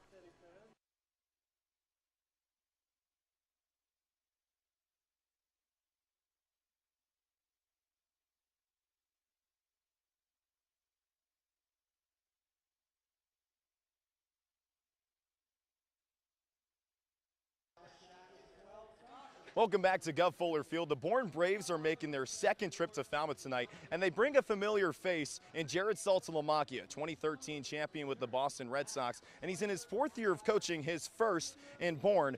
Talking to Salty before the games today, he told me he just wants to give these players another voice along with their college coaches in helping them out in their collegiate baseball career. Saltalamacchia made it to the World Series in 2013, and he wants to do whatever he can to get Bourne back into the CCBL Championship Series for the second straight season. Logan, Carter, back up to you. It was Logan who got the chance to talk to Jared Saltalamacchia at Fenway Park yesterday, and he had plenty to say. You can watch that interview on the Falmouth Commodores YouTube channel. We had plenty that came out of that Fenway day over at debatably the nation's most historic and glamorous ballpark. This is coming from a man that appreciates Wrigley Field. I can say Wrigley Field and Fenway Park, if they were to work together, most glorious ballparks in America. I can't wait to visit Wrigley. I've yet to go there, but what a day it was yesterday, getting a tour. Never been up in the Monster, seeing everything, but talked to Grayson Hitt, had a lot of fun, but a guy that was on that tour yesterday is now into the ball game, and that's Phillip Abner.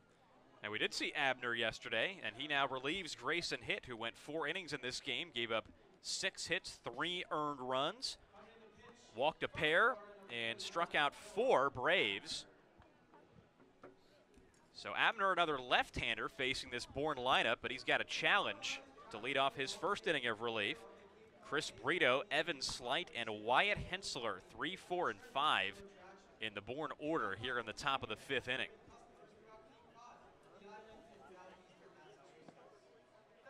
Well, he's had a pretty successful season so far, 2-0, a sub-1 ERA, standing at .81, 4 games. He has started a game. That was back in that staff week where we saw 3 consecutive bullpen guys get starts. 11 innings of work, 8 strikeouts. He's walked 6, and he's given up 8 base runners via way of a base hit. Well, Abner has gotten stronger in terms of hits allowed every appearance he's had. Gave up 4 hits in his debut back in June 24th, then 3 the next time, 1 hit after that in 2 innings. Did not allow a hit in his last outing, 4 innings. No runs, 2 walks, and a strikeout at Orleans on July 7th. So that ERA sparklingly low for Abner. And he's gotten better as this season has worn along. But now he's got a tall task facing him in the form of Chris Brito. Right-handed hitting first baseman and number 3 hitter today for Bourne in a 3-1 game here in the top of the 5th. Strike 1. Brito watches it go by. With the sun just now starting to set here at Gov Fuller Field.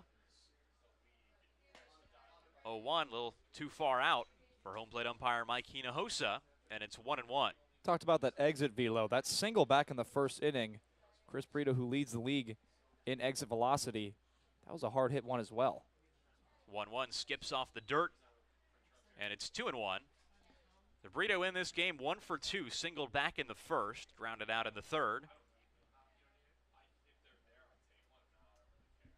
Slight on deck, one of the Cape's hottest hitters. 2-1 is flied to right. Brutcher racing in. 1 out. Well, off the end of the bat, kind of harmless. You figure with anything in the air today, you got to hold your breath a little bit, but with the way the wind was blowing there, just a harmless fly out. That seemed to calm down a little bit as of late, and Brutcher got a good jump on that ball. And now here's Slight, the Week 4 Cape Cod Player of the Week. 0 for 2 so far today, though. The Dores have held him in check. First delivery from Abner is chopped back of the mound into center field for a base hit. Mooney from short and Halter from second crossed paths, but neither got to it. And it's a 1-out hit for Bourne here in the 5th inning. And they were hauling their tail off to get some sort of cutoff there, but that's one of those singles where it's just perfectly placed up the middle. And we talked about the first pitch attacking for the Falmouth Commodores offense. That's the first base hit on a first pitch for the Bourne Braves. So Slight on for the first time today. He's at first with Wyatt Hensler at the plate. He watches a strike called on the outside corner. It's 0-1. The Braves have been finding the holes today. Hensler singled his first time up through the hole on the left side. The Espinal RBI single in the second was a little blooper into right. 0-1 is cut on and missed up high, and it's 0-2. That's where you go lefty on righty, the outside part of the strike zone. Get him to chase. Got to retire him on the next pitch. Abner, a fastball curveball pitcher. Fastball low 90s, sometimes with some cutting action on it. Curveball down in the high 70s. 0-2 delivery. Way high, and it's 1-2. Didn't have enough snap on that one. Harmless, though. Cromwell kept it in front of him, and Abner's still ahead in the count. Hensler, a free swinger. He's a hard guy to walk. Didn't do it a lot at Penn this spring, only 23 times. As he goes down here, Called out at the plate, so no throw necessary by Cromwick. First strikeout of the game for Abner, and there's 2 down here in the 5th.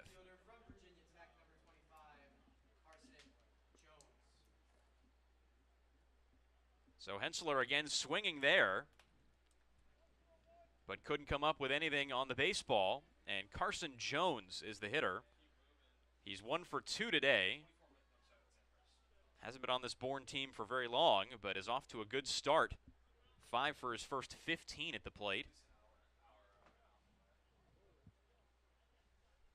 Slight over at first as Abner goes over. But Slight is back. For all he does on the diamond, he's not the biggest stealing threat on this Bourne team.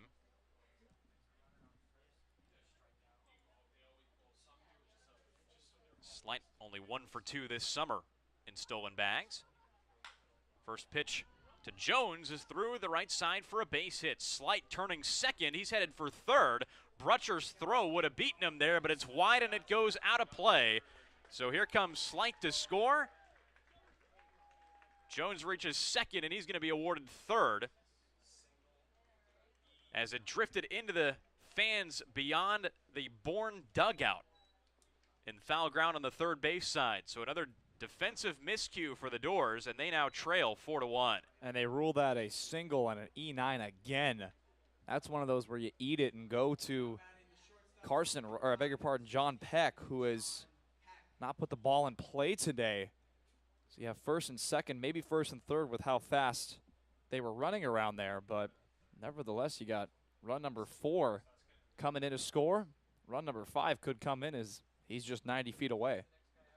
Well, the Dores have been kicking it and throwing the baseball all over the diamond the last 2 games. 3 errors against Wareham 2 days ago, 2 already today. First pitch to John Peck is outside, and it's 1-0. So the 2 errors today for Falmouth, both on Drew Brutcher over in right field. He misplayed a ball out there on the ground and then made the errant throw on that last play. Jones at third. One to Peck is fouled off the glove of Cromwick back at the plate, and it's 1-1. Well, these are 2 teams coming into today that have played the worst defense on Cape Cod. Falmouth coming into today with 38 errors. Bourne coming into today with 30. Bourne clean thus far, but Falmouth now with 40.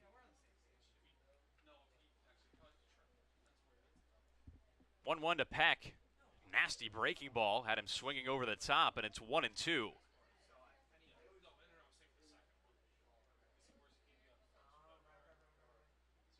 Well, the Braves haven't been an outstanding offensive team, only 5th in runs scored this season, but they steal a lot of bags. They haven't had to try that yet today because the Dores have been giving them some free bases. 2 base error in this inning. Flied foul to the right side by Peck, and it's still 1-2. Bourne a running club, one of the best on the Cape. 49 for 57 on steals entering the day. Hyannis has 2 more, but they've also been caught more times. So the Bravos tied with the Whitecaps in that category. 1-2, another nasty breaking ball, and it gets Peck to end the inning. Second strikeout for Abner, but more damage done by the Braves. A run on 2 hits and an error. We head on to the bottom of the 5th with 7, 8, and 9. Cromwick, McKenzie, and Boyers due up for Falmouth when we return in a 4-1 game. Hey there, Commodore fans. Thanks for joining us and cheering on your Falmouth Commodores. Want to take a break from the action? Come make a visit to the merchandise booth. Check us out behind home plate. We have a bunch of new designs for you to purchase, from hats to shirts, jerseys, crew necks, wine glasses, and even baby bibs. You think of it, we probably have it. From youth sizes to even adult double XLs. We have everything you need for family and friends. Be sure to come say hello and get a piece of Falmouth merch. Make a trip before we close up shop in the 9th inning. See you soon, and roll Dores.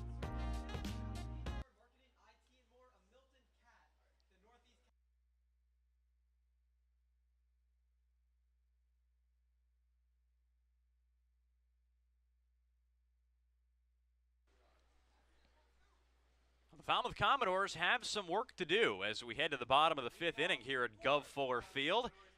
The Dores trail the Bourne Braves by a score of 4-1. Bourne with runs in each of the last 2 frames, 1 in the 5th, courtesy of 2 hits and a 2-base error. Throwing variety for right fielder Drew Brutcher. Josiah Cromwick swings and misses at the first pitch from left-hander Nelson Berkwich, who's dealing with inning number 5. He has allowed a run on only 3 hits to this point. Cromwick 0 for 1. And watches ball 1 on the outside corner. It's 1-1.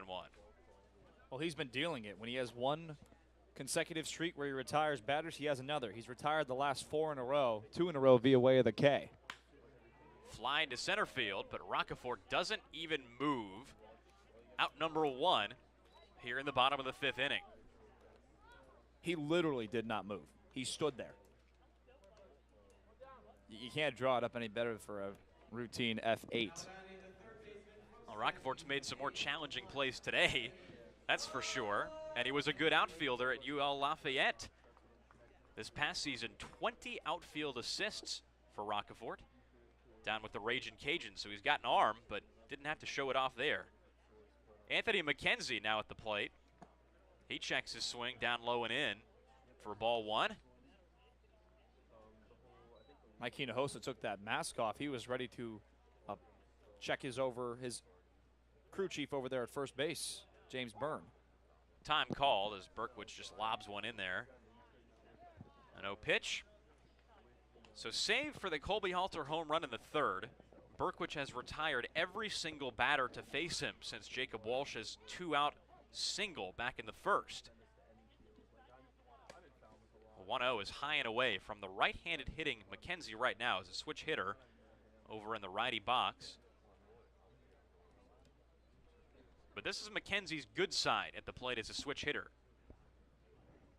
2-0 drifts in for a called strike, and it's 2-1. And McKenzie entering the evening in 15 at-bats as a right-handed hitter, hitting .267. So far today, he's 0 for 1. Pops this one up very high into center field. Roccaforte again loses his hat, but again makes a catch for out number 2. Well, he'd much rather lose his hat on that play with the wind and not lose the ball, as that one could have gotten carried by the wind. I mean, that thing is just absolutely blowing as we look at the flagpole over there by the Falmouth bullpen. Roccaforte held his hands up on that play as if to say, I don't know where it is, but he regained his footing and his sight on the ball to make the catch for the 2nd out. Luke Boyers watches ball 1 from Berkwich, and it's 1-0. 23-mile gusts. That's what it says on the forecast. 1-0 is flied to left field. High, but not deep enough, as Slight ends the inning here in the bottom of the 5th. So 3 straight flyouts off the bat of the Dores, but they go down 1, 2, 3 again. We have top of the 6th, the Roccaforte, Espinal, and Eblin, 8, 9, and 1 for Bourne, due up when we return. Soforenko here at Fenway Park with Oregon first baseman Jacob Walsh. Jacob, you just finished IO. How you feeling after your performance? Feeling pretty good. It was a lot of fun. You talked to me about the importance of your footwork and becoming the best defensive first baseman you could possibly be at Oregon. What was that like on today? You know, it just made everything a lot easier. I just can trust my work and know that, you know, I'll be fine. Just go have a good time. Now, you talked about yesterday with the approach at the Green Monster trying to go the other way. You trying to hit one out over the Monster? That's still the goal. We're going backside all day today. Backside's the motto. All right, I got one question for you before I send you off. Green Monster. There's a street behind it. Do you know the name of it? Oh. I do not. The answer is Lansdowne Street. Lansdowne Street. Remember that baseball fact right there. There you go. Jacob, enjoy the rest of the day. Have some fun. We'll see you for BP. All right.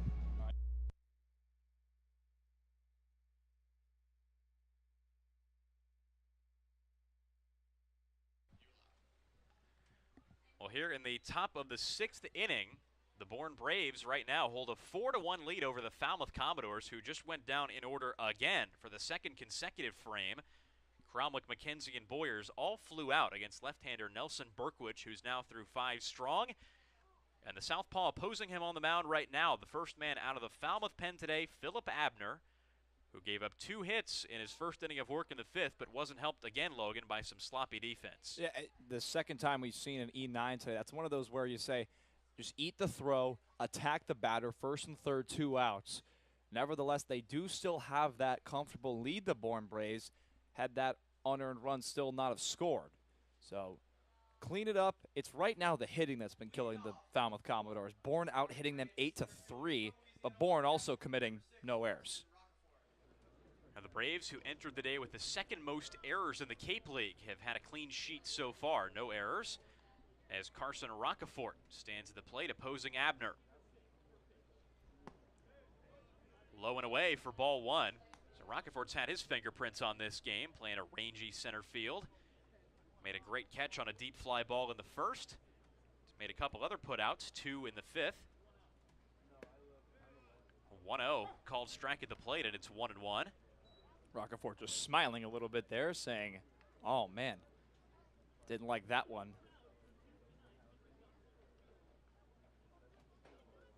1-1 delivery. Breaking ball, low and away, 2-1 the count. Well, Abner's done a fine job out of the bullpen in the strikeout category. He struck out 2. Looking for his clean inning here, though. 2-1. Grounded sharply. Nice pick by Stovall. Wins the race to the bag. 1 away here in the top of the 6th. That was one of those where we saw the lineup card and said Stovall over there at first base. Wait a second. But he did play a little first base with the Razorbacks this year at Arkansas. And we see the kind of defensive second baseman he is. Covers a lot of ground, makes some nice backhanded picks. Another fine play over there, just this time it's an unassisted 3 ground out. Well, the challenge for Jeff Trundy over in that dugout is just which of his infielders are going to play on any given day. As Alan Espinal stands at the plate and watches a disgusting breaking ball snap into the zone for strike 1. It's 0-1. And a challenge for the Dores today is also retiring this batter. 1 out, base is empty, but Espinal today 2 for 2 with a home run, 2 driven in. Had him guessing at a breaking ball down and in there. 0-2 the count. Abner's ripped off 2 pretty good ones on him in this at bat. Well, the Dores haven't had a 1-2-3 inning for the Falmouth pitching staff, so they got to keep rolling here. They got to get him on 3 pitches because he's been a tough out today. The 0-2. Couldn't catch the outside corner, and Espinal stays alive. Tough pitch there for Abner, who couldn't get the call from home plate umpire Mike Hinojosa. 1-2 on Espinal. This one way high, about head level, and it's 2-2. And that's one of those where, as a batter, you get a little comfy. You don't want to get caught taking that pitch. So Espinal lucky to have the count 2-2 now. 2-2. Wave and a miss down and in. Cromwell has to go retrieve it. The throw to first does beat Espinal to the bag. And there's out number 2 here in the 6th, 3rd K on the game for Abner. Boy, the composure on Cromwell was fantastic there. Took a little jog, knew his arm, and he gunned out his counterpart, if you will, as they're looking to retire Eblin, the leadoff man. So here's Bryce Eblin, 1 for 3 today. Drove in a run with a single back in the 2nd. Ground out in the 1st, flew out in the 4th. 2 away, bases empty here now in the 6th inning. Off the fists, fouled back, and it's 0-1. Well, Eblin would fit right in on Falmouth, wouldn't he? All the foul balls. Contact skills, a lot of foul balls. He can steal a bag. That's where I thought you were going with that, the foul balls. Around this infield, Mooney and Halter are players like that, as is Travis Chestnut. Jackson Nicholas now in the mix. Stovall over there at first base today, but not his usual spot, as Eblin fouls another, this time to the left side. It was around week 2 we saw a lot of foul balls. That was back with, it was Andrew Pinckney and Cross Factor. A lot of foul balls. Spoiled pitches, souvenirs for the fans, whatever you want to call them. As the hitters around the league caught up to the pitching they were seeing, everybody got off to a slow start at the same time. But And you started seeing more foul balls, less defensive swings, more balls in play. Like this one, chopper to third. McKenzie, inning over. We head on to the bottom of the 6th as the Braves go down 1-2-3 for the first time today. Top of the Falmouth order coming back around, Mooney, Halter, and Stovall. So stay tuned for the Dores offense coming up here at the bottom of the 6th.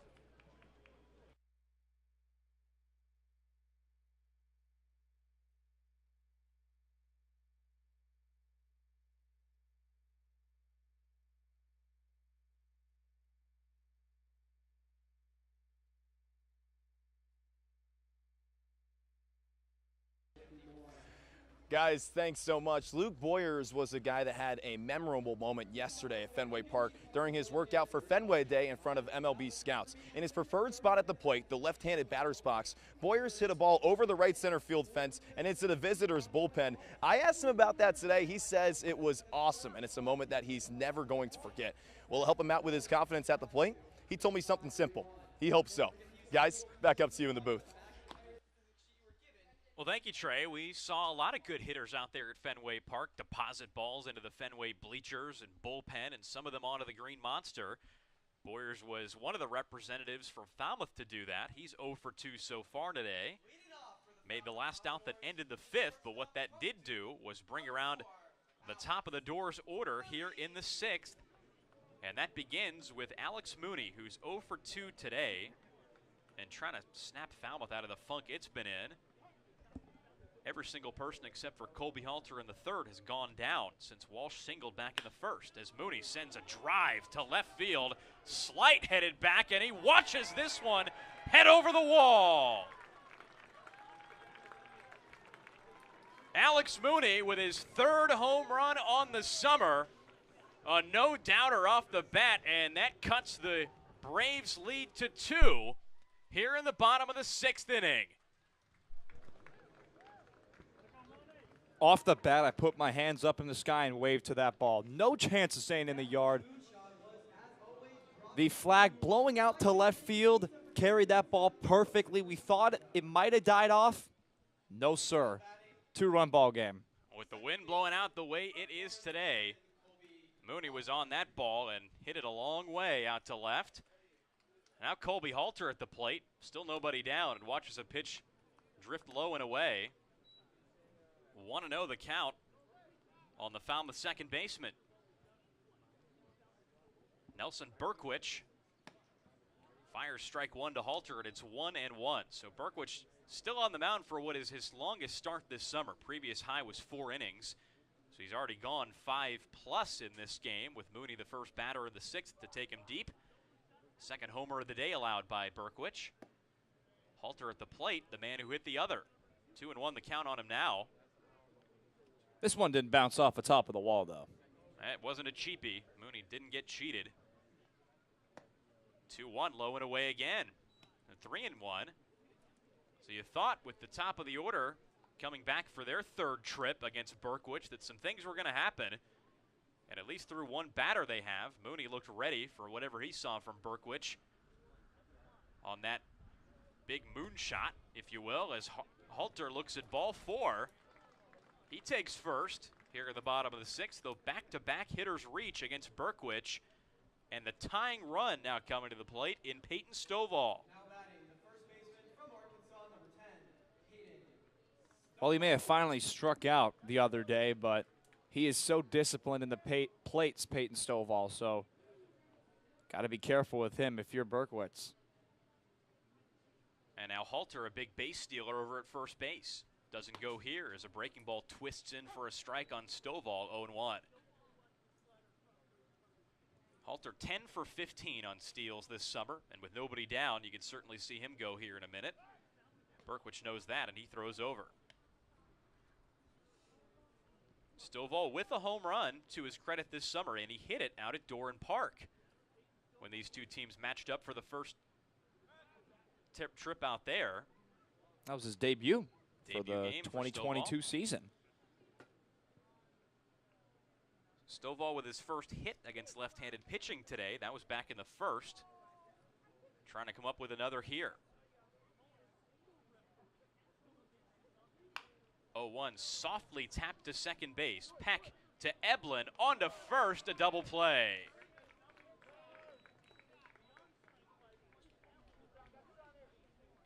So 6-4 to 3 it goes to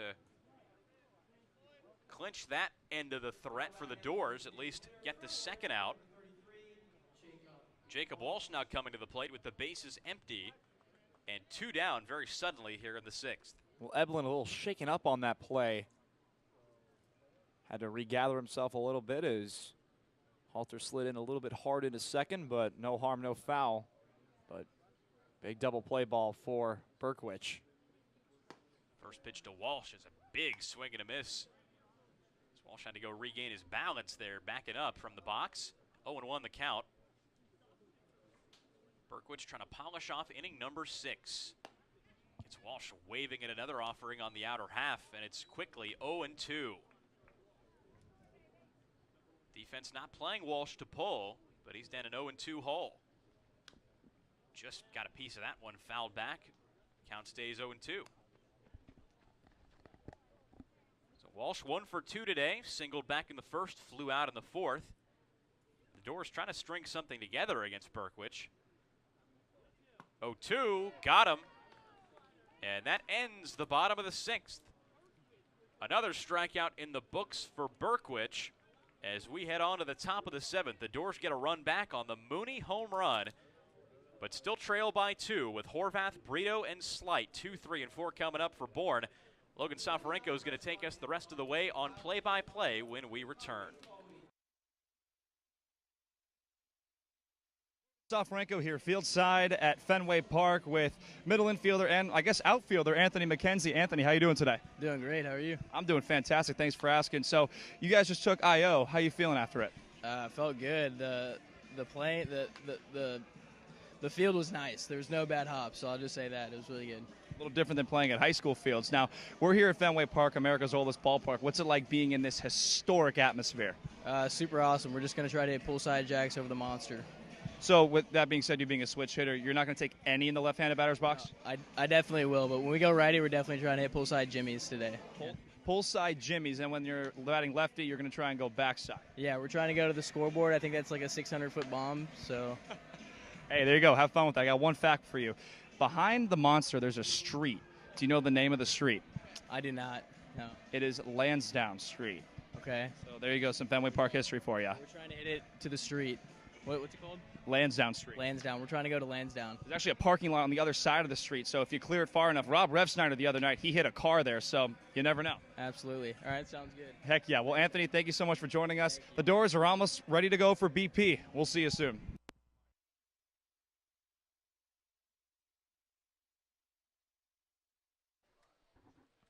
Well, I had to hold my breath there for a second because he said poolside jacks, and then he said poolside jimmies. He said a 600-foot bomb is where it would be to dead center field at Fenway Park. I don't know if it's actually 600, but it certainly feels like it if anyone actually hits that, and I wouldn't be surprised if it did measure to 600 feet. Along with Trey Redfield and Carter Beinbridge, Logan Soforenko with you. We're in the top of the 7th inning where the Bourne Braves lead the Falmouth Commodores by a score of 4-2. Mac Horvath, the Braves' designated hitter, will lead things off.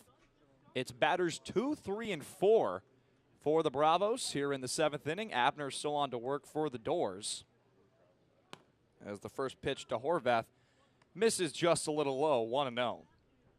Mac Horvath, a pair of strikeouts today and a ground out back in the 4th. 1-0 is popped up in the infield. Stovall makes the catch. Halter yields way. Stovall pulls it in. 1 gone in the top of the 7th.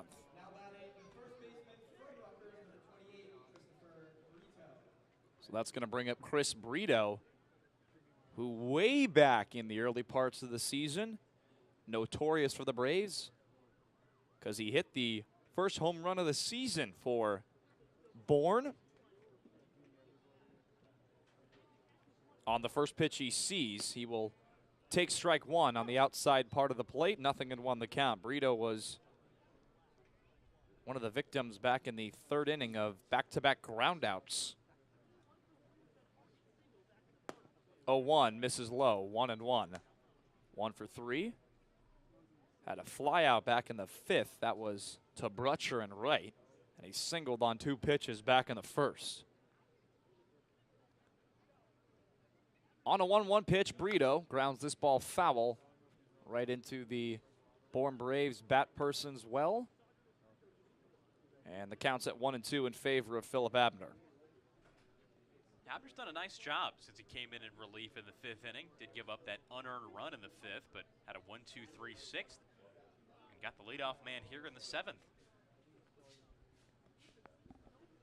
On a 1-2 pitch, Brito grounds this ball left side. McKenzie, long throw over to first, and he got him.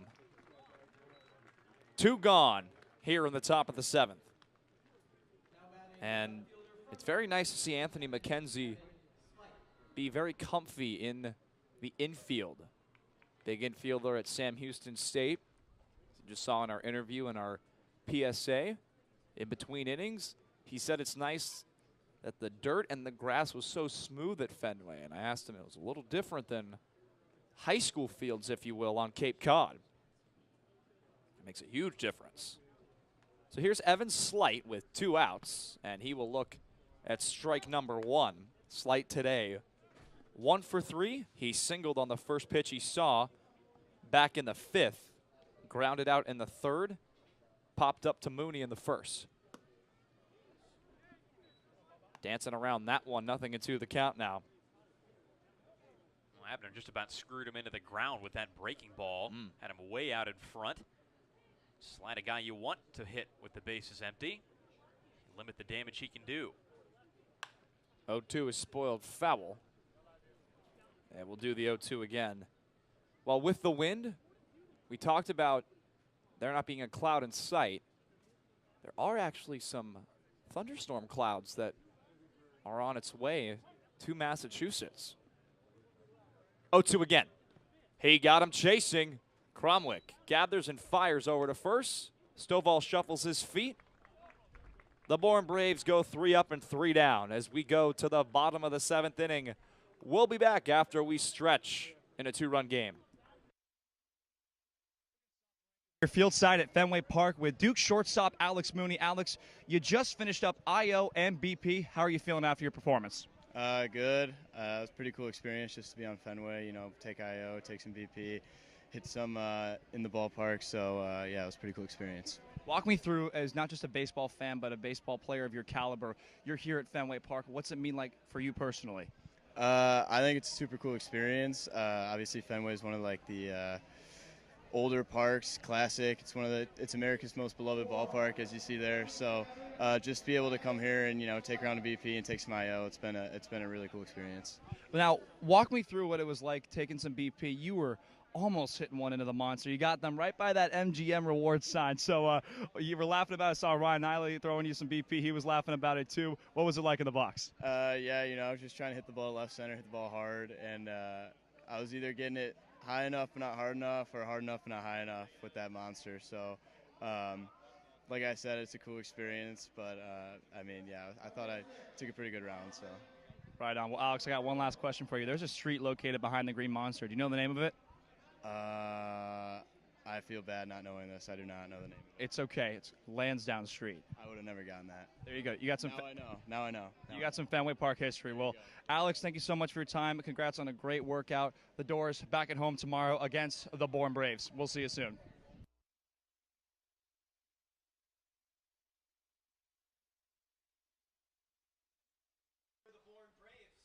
Well, Alex Mooney definitely hit it high and hard enough on that solo home run back in the bottom of the 6th inning.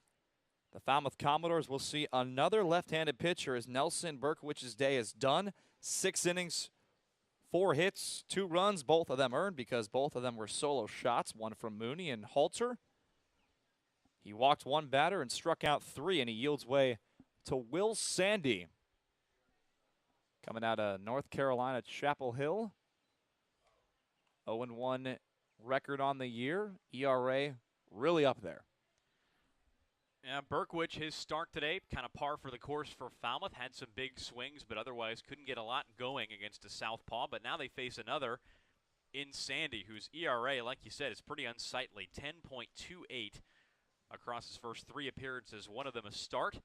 7 innings pitched coming into tonight, 6 strikeouts, 4 walks, 9 hits, and 7 earned runs. So he's been hit around. He has walked some hitters, and now he has to deal with a very dangerous one coming to the plate right now in Andrew Pinckney. You mentioned dangerous. That's because Andrew Pinckney, 2 home runs on the season off of left-handed pitching, as the Falmouth Commodores trail by 2 to the Bourne Braves. They've been out-hit 8-4. As Pinckney spoils that one foul, 0-1. Pinckney today 0 for 2, a flyout and a strikeout. But that's kind of been the home run mark around Cape Cod. It's number 5. So Colby Halter entering that conversation as Pinckney looks at strike 2 outside, 0-2. Alex Freeland led that by a lot a couple of weeks ago, but now he's tied with Kevin Sim of Orleans, and Colby Halter now tied up there with 5. 0-2, grounded, takes a weird hop off the mound. Eblin fires over to first in time to retire Pinckney. 1 gone. And that a tougher play for Eblin to make than it looked. He really stayed with it, took a tricky hop off the mound.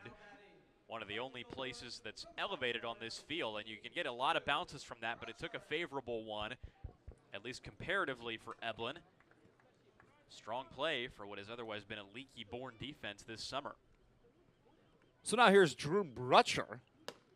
Swings right through the first pitch he sees, 0-1. Brutcher today 0 for 2. Grounded out back in the second, struck out looking in the 4th. On an 0-1 pitch right here, he will look at ball 1 outside, 1-1. There have been 4 groundouts to the second baseman Eblin today. He's been very busy over there in that 4 hole. The 1-1. 2-1 now. And although this game feels like it's a little more out of hand for the Dores, they're only down 2. They have some outs to play with. Brutcher gets on here. The tying run comes to the plate. On a 2-1 pitch, Brutcher looks at ball 3 outside, 3-1. I guarantee you they're not too comfortable in that Bourne dugout right now. Bourne currently leading Falmouth by 6 points in the Western Division. On a 3-1 pitch, Brutcher rips this one into right field for a base hit. It's a 1-out single for Drew Brutcher. And to your point, Carter, that brings up the tying run to the plate in Josiah Cromwick. Well, Brutcher's had a tough day so far. He started 0 for 2 at the plate with a strikeout, also 2 errors in the field. But he can make some amends here if he ends up being the one to start a 1-out rally for the Dores here in the 7th inning. Clean single to right, and Brutcher's been having that batting average climb up lately. Seems like he gets about 1 hit a game, climbing up from the depths of the low 100s where he was last month. First pitch to Cromwick, misses outside. What do they tell you? You go 1 for 3 every day in your career, you're in the Hall of Fame. Or a hit and a walk in the minors, and you'll see your numbers climb pretty dramatically. I mean, Brutcher entering the day was 2 for 20 against lefties. So he's another guy in this lineup who's struggled against Southies. Now he's got a hit. 1-0 is sent in the air to center. Rocafort moving back, leaps, and he pulls it in. A loud fly out to center field, and there's 2 gone here in the bottom of the 7th. We've seen him leap a couple of times. That's probably the only time today where he's actually needed to do it, and he robbed extra bases. Similar play to what Rocafort did back in the first inning with Pinckney's fly ball, but that one off the bat of Cromwick was hit even more deeply than the first one. Another really tough play for Rocafort, but again, this Bourne defense that has struggled this summer is making a lot of tough plays look pretty easy. Fabulous stuff out in center there from Rocafort. First pitch to Anthony McKenzie is grounded right to Eblin. He fires over to first and retires McKenzie on 1 pitch. Another 4-3 ground out as we go to the top of the 8th inning. Bourne leading Falmouth by 2. Logan Soforenko here at Fenway Park with Florida infielder Colby Halter. Colby, you just finished IO. How you feeling? Yeah, feeling good. It's awesome to be in Fenway Park. You know, it's a legendary park, so Well, you talked about it being a great park. Specifically, you're in the oldest ballpark in America. What's it feel like, and what's it mean to you as a ball player? Yeah, anytime you're in any big league ballpark, it's really cool. But obviously, this one's a little bit extra special. So I'm stoked to be here. Now, you got batting practice coming up. You thinking about what I'm thinking? You trying to hit one on the monster? I'm going to go backside over the monster for sure. That's the motto. That's backside. That's been what they've been saying. But now I got a question for you. It's a quick one. There is a street behind the monster. See if you know your Fenway history. Do you know the name of the street? Big Poppy Way. I have no idea. We got Big Poppy Way. It is Lansdowne Street. Lansdowne. There you go. Hey, Colby, thank you so much for joining us. Enjoy BP. We're going to be looking out to see if he hits one maybe in the monster or onto Lansdowne. We'll see. That has to be some crazy opposite field power, but I think he can do it. We'll see you soon.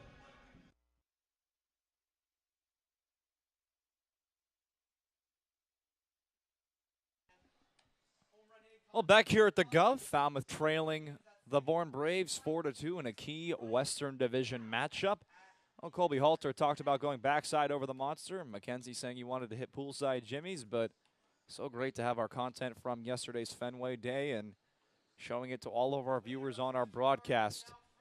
Philip Abner on for his 4th inning of work. He entered this game back in the 5th inning. He's yielded 2 hits thus far. That run that came across was an unearned run, but Abner has been really feeling his stuff today. But manager Jeff Trundy and pitching coach Mike Landry can expect some longevity and some length from Philip Abner out of the bullpen, especially after what he demonstrated by starting a game 2 weeks ago. Yeah, Abner's been rewarding them with his versatility this summer. He wasn't a starter at Florida, only started 1 game in 26 appearances, but they asked him to do a couple different things this summer, and each time he's been asked to do something, he's done it pretty well. Whether that's multi-inning relief outings like this one, occasional start, but he's been solid. Here's the first baseman, Wyatt Hensler, as he takes strike number 1. I beg your pardon, third baseman. First batter of this inning, I should say. He's behind in the count, 0-1. Top of the 8th inning. So great to have you with us as Abner fires an 0-1 pitch just a little outside, 1-1. The Dores are back home tomorrow hosting the Brewster Whitecaps. On a 1-1 pitch, Hensler looks at ball 2, a little bit low, 2-1.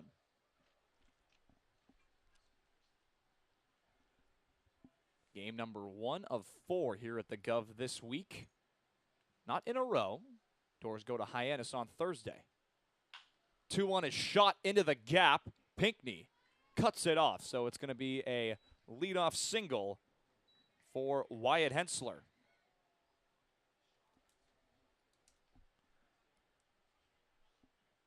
That's the Coastal Plain League alumni killing the Dores the last couple days. Hogan Windish, who was there last summer, had that 2 RBI double in the 9th inning against Wareham. Wyatt Hensler today, 2 for 3 with a walk. He's had his hands all over the run-scoring plays for the Braves and leadoff base hits. They'll give you trouble for the Dores, who only have 2 1-2-3 innings today. So now here is Carson Jones, the right fielder. And he looks at strike 1. Somebody that has not been very busy today is Carson Jones defensively. Has yet to see a ball that's hit his way. But on the offensive side, a pair of singles today.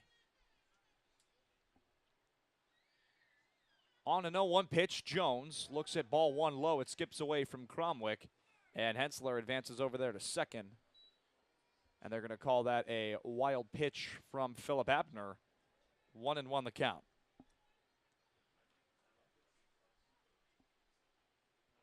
Unfortunate play from Abner. The Dores seem to get themselves in a lot of situations like this where untimely wildness on the mound or untimely sloppiness in the field get them into some trouble.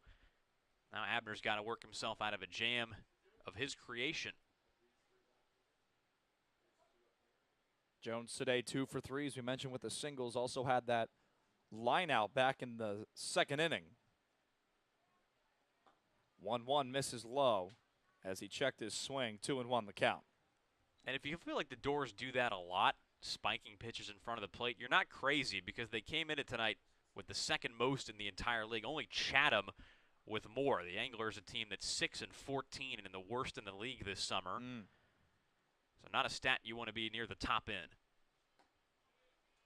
Jones swings right through the 2-1 pitch, and the count's even at 2. Chatham currently playing the Wareham Gatemen. Big matchup over there at Spillane Field.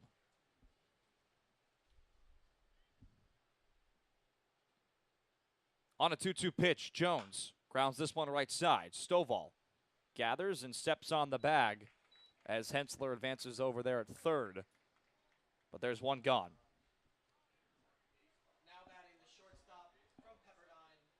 Well, the good news for Abner now is that he has the bottom of the Bourne order due up. Peck is hitless today, as is Rocafort on deck. So these are two pretty good candidates to strand a runner at third with one down. Abner's got to group himself together and execute, though, as the Falmouth defense comes all the way in. So that's going to bring up the shortstop from Pepperdine, John Peck, who is yet to reach via a base hit today. Infield in. First pitch he sees, he spoils foul, 0-1. Pair of strikeouts to his name today, and he walked on 4 pitches back in the second. 0 for 2 on the day, but a .224 hitter, 5 extra base hits, 8 runs driven in. Has now walked 8 times and has now struck out 31 times. Fine breaking ball there from Abner, and the count's 0-2. Well, if only you could see the expression on my face as that one danced over for a called strike. Beautiful pitch from Abner. Just gourmet stuff from this left-hander. Big run over there at third that they're trying to strand in the Falmouth Commodores. On a 2-strike pitch, Peck goes down swinging. 2 gone here in the top of the 8th. That curveball from Abner, if you look around online, is described as a sweeping breaking ball, and that's exactly what it's doing right now. He's got a really good feel for that pitch and wisely went to the well again. He saw that one take from Peck and knew that he's got a good breaker today. Gave it to him a little lower, and Peck was totally out in front. First pitch to Rocafort is in there for strike 1. Rocafort 0 for 3 on the day, a strikeout, a fly out, and a ground out. But he's been very busy out there in center field. Hensler over at third. 0-1 misses outside, 1-1. And you've seen Rocafort's value today. He came into this evening a 194 hitter, so he hasn't been great with the bat, but he's probably saved a couple runs just by playing a good center field. They didn't make a single error at UL Lafayette this spring, and you've seen why today. Good stop there by Cromwick to keep it in front of him. 2-1 the count. And especially with center fielders, you talk about taking the best routes to the ball because realistically, they're the wide receivers out there in center field. His routes to the balls today have been spectacular. You mentioned no errors at Louisiana Lafayette. No errors for the Braves today as a team as we are through 7 full innings. On a 2-1 pitch, Rocafort looks at strike 2 via a breaking ball. Abner trying to retire the Bourne Braves center fielder. As we mentioned, big run over there at third should it score for the Braves. As we are in the 8th inning with only so many more outs to play with for both sides. The 2-2. In the air to left center field. Moving back is Boyers. He's underneath it, and he makes the catch.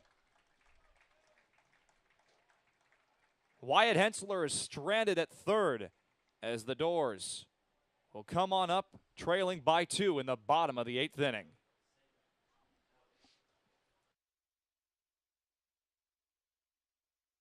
Logan Soforenko here at Fenway Park with Andrew Pinckney, Alabama outfielder. Andrew, you just finished I.O. How you feeling?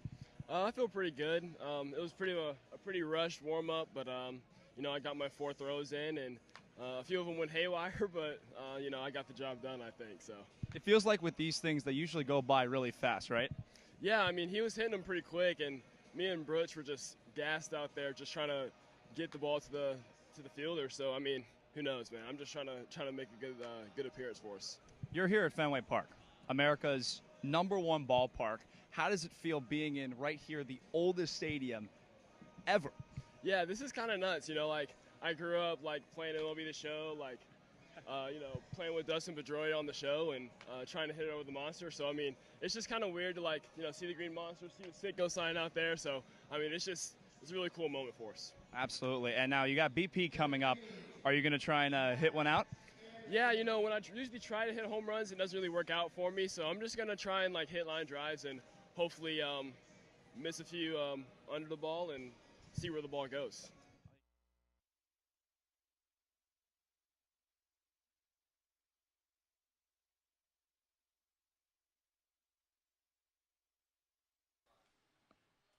Back here at Go Fuller Field, Jacob Walsh. Greetings from the first base camera well. Talking to our director, Sean Oldred, as we have a pinch hitter, Corey Collins, into the batter's box. The Dores emptying their bench just a little bit. They have more pieces than they did to start last week, where they essentially had one bench player. But it's going to be Corey Collins coming in for Luke Boyers, and you figure in the 9th inning, Corey Collins would play left field. Collins coming into today, 119 batting average, 7 walks and 20 strikeouts.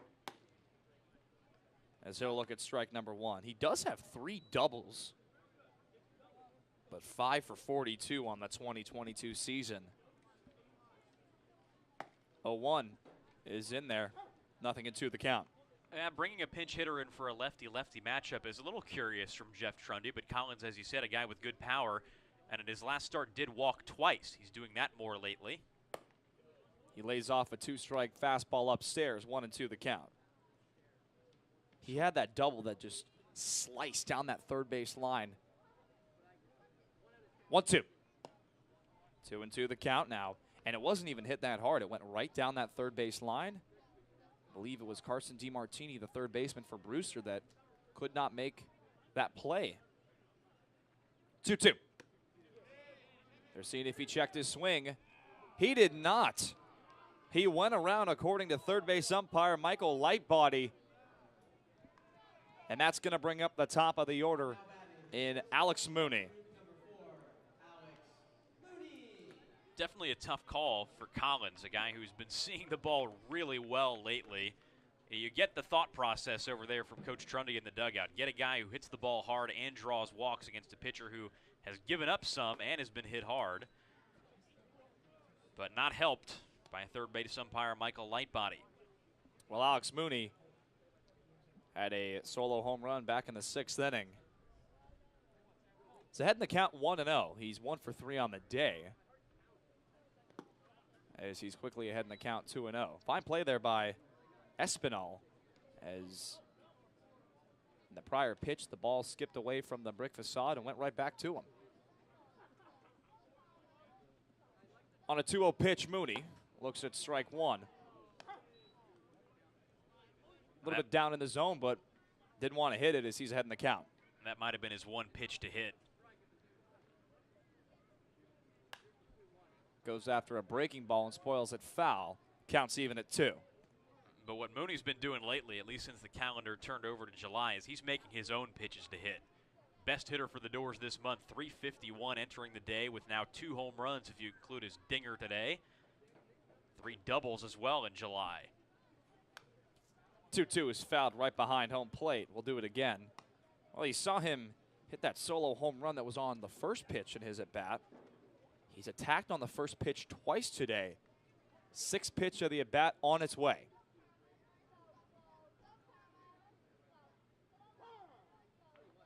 Time has been granted by Mike Hinojosa to Alex Mooney. We saw one where time was granted mid-pitch. 2-2. And Mooney goes down chasing.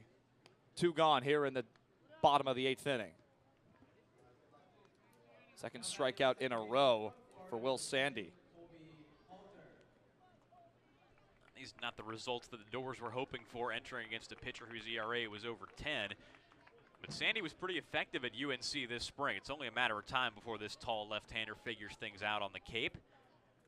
Dores are scuffling with the bat today, and they have done against lefties all summer. Halter lays a bunt down the third base line. It stays fair, and he beats it out for an infield single. What a thing of beauty. Wyatt Hensler had no chance at that play. And that's going to bring up Peyton Stovall. And on the first pitch. And what he did was catch Hensler playing fairly deep because there wasn't a lot of element to surprise to that attempt. Halter showed bunt fairly early as that pitch was being delivered, but laid it down beautifully down the third baseline. Hensler might have waited a second to see if it was going to go foul.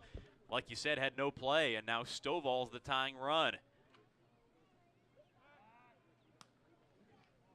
Halter's checked on at first. Halter with 10 stolen bases this season. Almost doubt he'll take off with 2 outs. Stovall has some power. First pitch he sees. Misses outside, 1-0. Stovall's only home run this season came off of the Bourne Braves, as you mentioned just a couple of innings ago. But that was at Doran Park. Wind blowing out towards right center. Breaking ball is in there for strike one. 1-1 the count. And that home run was off a right-handed pitcher as well for Stovall. So he's got to remember here that he doesn't need to jack one. He's just got to keep the line moving. Halter at third with good speed. Could get to third on a base hit.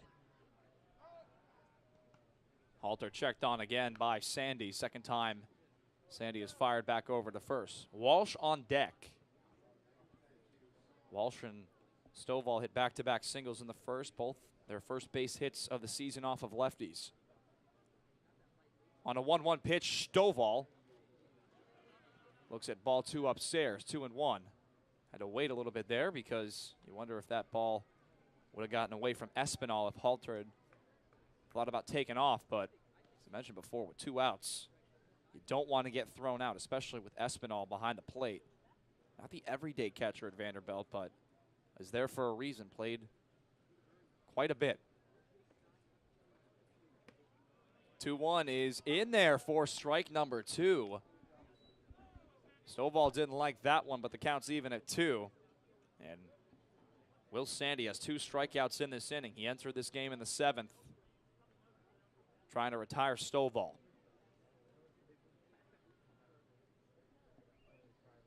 On a 2-2, Stovall grounds this one right side. Brito makes the play and steps on the bag. Halter is stranded as the inning is over, and we go to the top of the 9th inning. Still a 2-run game.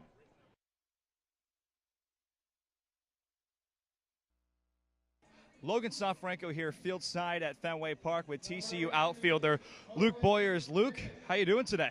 Hey, it's a beautiful day, a beautiful ballpark. It's an awesome experience. Now, as a baseball fan, you're currently here at Fenway Park. You just took IO, and it's probably the most iconic baseball park in the world, but how are you feeling after your IO performance? I feel pretty good today. I made the throws I was supposed to, fielded the ball cleanly, so that's all I can ask for.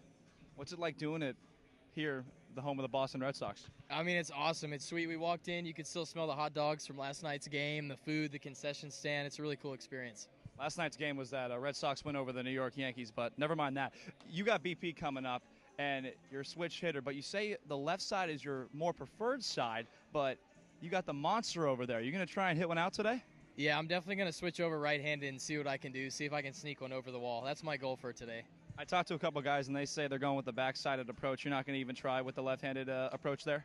I'll see what happens, but I don't know if I got it in me to go backside over that big boy, so we'll see what happens. That's got some height on it, but there's a little street behind the monster. Do you know the name of it? I do not know.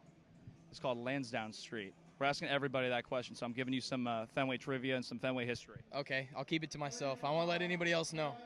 Well, Luke, thank you so much for your time. Have some fun at BP. Doors are up soon. We'll see you later.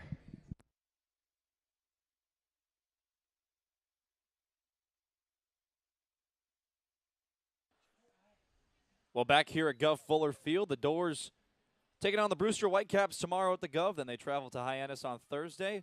Friday, they take on the Bourne Braves again here at the Gov. And they play the Wareham Gatemen on Saturday for the Saturday night showdown. They travel to Lowell Park on Sunday to take on the Cotuit Kettleers. They have an off day on Monday and are at Eldridge Park for the second and final time on Tuesday to take on the Firebirds. Well, let me tell you something. Being field side at Fenway Park yesterday, that monster is huge. You see it as a spectator. We've been to a couple of games, but very impressive with Cape League hitters that are able to put balls up into those seats. 37 feet and 2 inches. Philip Abner, who entered this game in the 5th, still on to work for the Dores, as Alan Espinal leads things off here in the top of the 9th inning. And he looks at strike 1. Boy, give some credit right here to Philip Abner. He's done a fantastic job through his first 4 innings of work, but he's trying to keep this a 2-run game.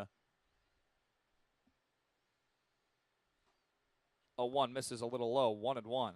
And back when Wyatt Hensler was stranded at 3rd, that was a big out there from Abner.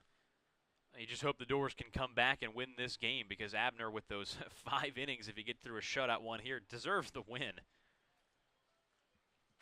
That pitch misses inside, 2-1. Well, if the Dores, as you mentioned, do come back and steal this one, Philip Abner would be the winning pitcher. On a 2-1 pitch, Espinal looks at strike 2, 2-2. Philip Abner has struck out 5 batters out of the bullpen. Levi Wells doing some laps down there in that pen. Might just be running back to the locker room. The 2-2. High drive to right field. Brutcher moving back, comes in, and he makes the catch. 1 gone here in the top of the 9th inning. Well, we've certainly seen the wind play a factor today. Maybe not as big a one as we thought it would. The Dores with 2 runs on 2 solo home runs, but the Braves haven't really done that on their offensive end. They've been more station to station. Well, the top of the lineup doing Bryce Eblin, 1 for 4 on the day. First pitch he sees, he will lay off as it misses upstairs, 1-0. Bryce Eblin mentioned all the 4-3 groundouts. You got the Alabama kid, SEC on SEC right now. You see those conference matchups all throughout the Cape on the summer. Nice little breaking ball there from Philip Abner, and it's 1-1, and you did the facial expression again. There's that breaking ball again. Very fine effort there from Abner. Well, not only has it had a lot of break, but he's had really good command over that pitch today, throwing it for a lot of strikes. Well, he goes to the fastball here, and it works out in favor of Bryce Eblin. It's a 1-out single for the Alabama second baseman.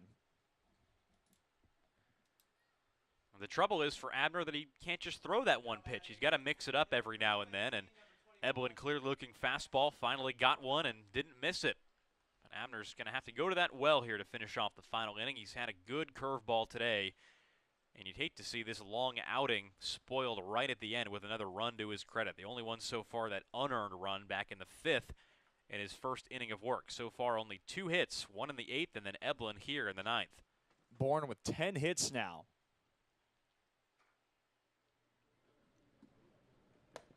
That's in there for strike number 1. Well, as we mentioned in the bottom of the 8th inning when Corey Collins was batting, you figured he'd just slot right into left field. That is indeed what he is doing. He is out there in left playing in the field for the remainder of this game. Abner checks on Eblin. Bryce Eblin this year on the Cape, 6 stolen bases. So we'll see if he takes off here with 1 out, because that run is a big insurance run for the Bravos. He takes off. Cromwick's throw into second is in time to get him. 2 gone here in the top of the 9th inning. We've talked about how aggressive the Braves like to be on the base paths. They haven't really done that today, but you figured with Eblin at first, a guy who had yet to be caught on the base path, that he would be going. Abner knew it, delivered a strike, good pitch to throw on for Cromwick. And we've seen some close calls on tag plays like that at this field, but another one goes in favor of the Dores as Eblin is gunned down. On a 1-1 pitch, Horvath grounds this one foul, 1-2. And give credit to Colby Halter. That throw was on the opposite side of his glove as he pulled it back and applied the tag on Eblin. You always talk about the perfect throw from a catcher. You want it on the glove side so you can just lay down the tag. 1-2 from Abner. Did he go around? He did, according to home plate umpire Mike Hinojosa. Philip Abner, what an effort out of the bullpen. 5 strong innings as we go to the bottom of the 9th inning.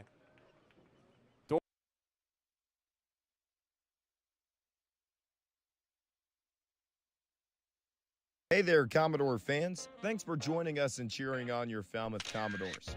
Want to take a break from the action? Come make a visit to the merchandise booth. Check us out behind home plate. We have a bunch of new designs for you to purchase, from hats to shirts, jerseys, crew necks, wine glasses, and even baby bibs. You think of it, we probably have it. From youth sizes to even adult double XLs. We have everything you need for family and friends. Be sure to come say hello and get a piece of Falmouth merch. Make a trip before we close up shop in the 9th inning. See you soon, and roll Dores.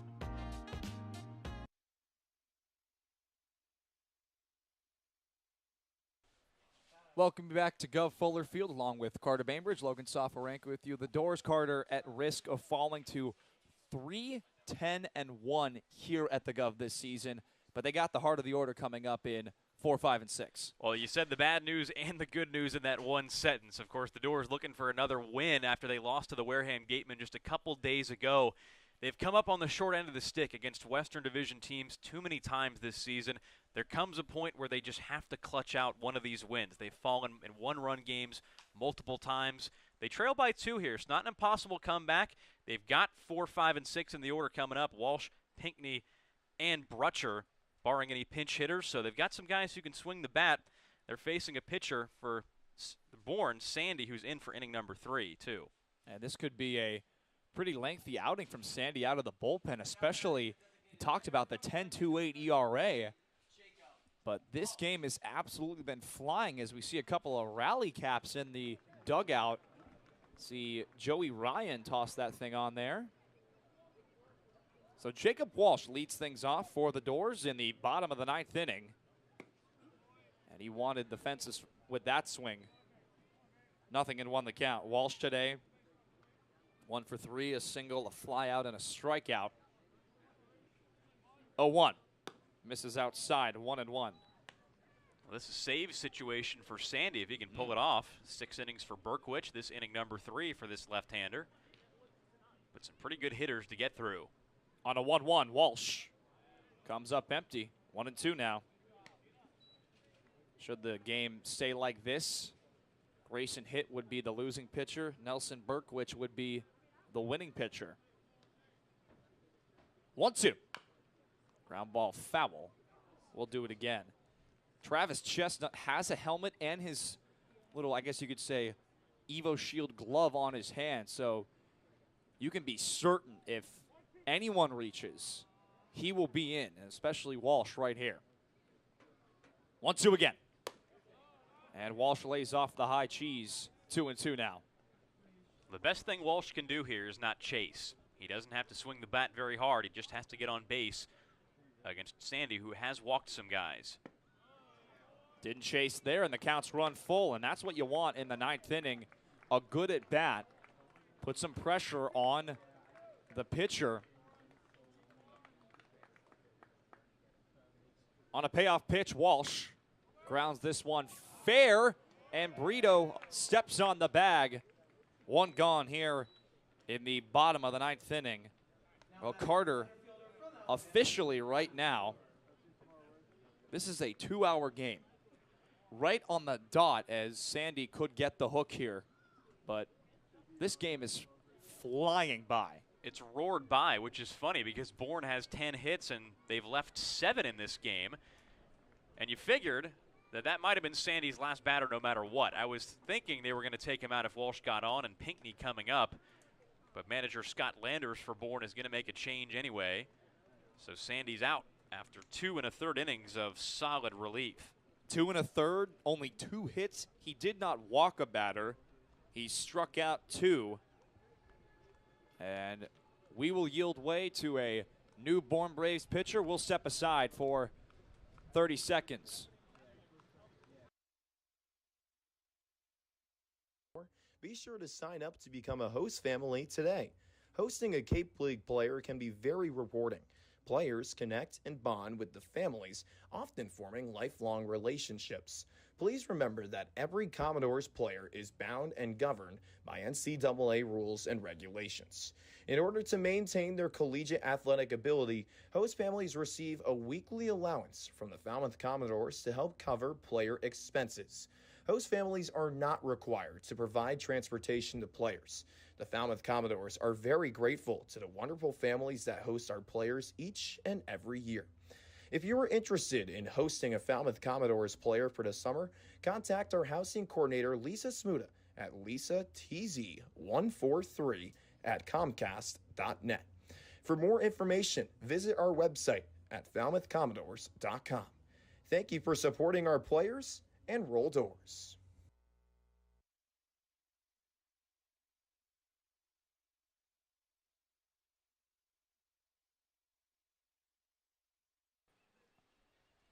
Well, welcome back to Gov Fuller Field. As you mentioned, Will Sandy's day is done. Nigel Belgrave's day begins. Out of the University of Maryland this season, 1-0 on his line, a 2.57 ERA. 6 appearances. This is appearance number 7. He has 2 saves. This would be a save situation with the tying run on deck. 7 innings of work. He struck out 5, walked 3, and has given up 3 base hits. But the Braves just 2 outs away from extending their winning streak to 4. And the Dores have had their chances today, but manager Scott Landers for Bourne not willing to take another chance on his part. With a lefty facing Andrew Pinckney, he decided to make a move for Belgrave, who has been very strong this summer. A 2.57 ERA in his previous 6 appearances, 2 saves, so he's been a stopper for this Braves team. 7 innings, 3 walks, 3 hits, and he's trying to close the door again. First pitch to Pinckney is in there for strike 1. Pinckney today, 0 for 3, a strikeout, one of the many 4-3 ground outs, and a fly out back in the first. 0-1. High chopper. Pulling it down is Hensler. He fires over to first, and Pinckney beats it out. It's a 1-out infield single, and Brutcher comes up to the plate representing the tying run. Well, the hustle down the line by Pinckney made that play. Not an easy one for Hensler to make at third base. An infield hit all the way. Perhaps took a little bit more time than he needed to, and it cost him with a very fast runner in Pinckney going down the line. And again, Drew Brutcher, who always seems to come up in the 9th inning, has a chance here. First pitch he sees misses inside, 1-0. Of course, you say that because back in the game against Hyannis on Friday of last week, he hit a 3-run bomb in the bottom of the 9th. Was not enough to tie or win the game. But here he is again in the 9th inning. On a 1-0 pitch, Brutcher takes a big hack at that one and comes up empty. 1-1 the count. And Brutcher also came in the Wareham game just 2 days ago with Pinckney at first base, who had drawn a walk. He represented the tying run at the plate and struck out to end that game. 1-1 misses low, 2-1 now. And the last thing you want is a ground ball double play if you are the Falmouth Commodores, because that ends the ball game. Dores currently trailing 3 points in the Western Division. Pinckney over at first. 2-1 is swung right through, 2-2 the count. Josiah Cromwick waits on deck. Brutcher, 183 on the year, 2 home runs, 7 runs driven in, 5 walks, 25 strikeouts.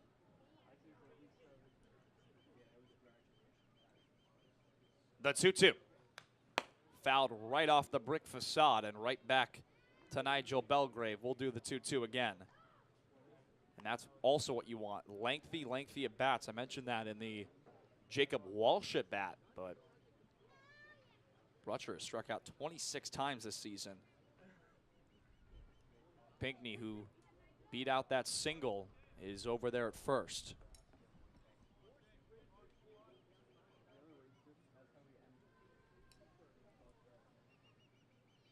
On a 2-2 pitch, Brutcher looks at ball 3 inside, and the count's full. And that's what the Dores want. Brutcher just to reach. Not a very lengthy game, but we are in the final stages. Bottom of the 9th inning. Pinckney over at first. The payoff. Fly ball foul out of play. What an at-bat here from Brutcher. His at-bats have gotten better every time he's been up today. Ground out, strike out, then singled through the right side in the 7th. Now putting up the battle he needs to here in the 9th inning.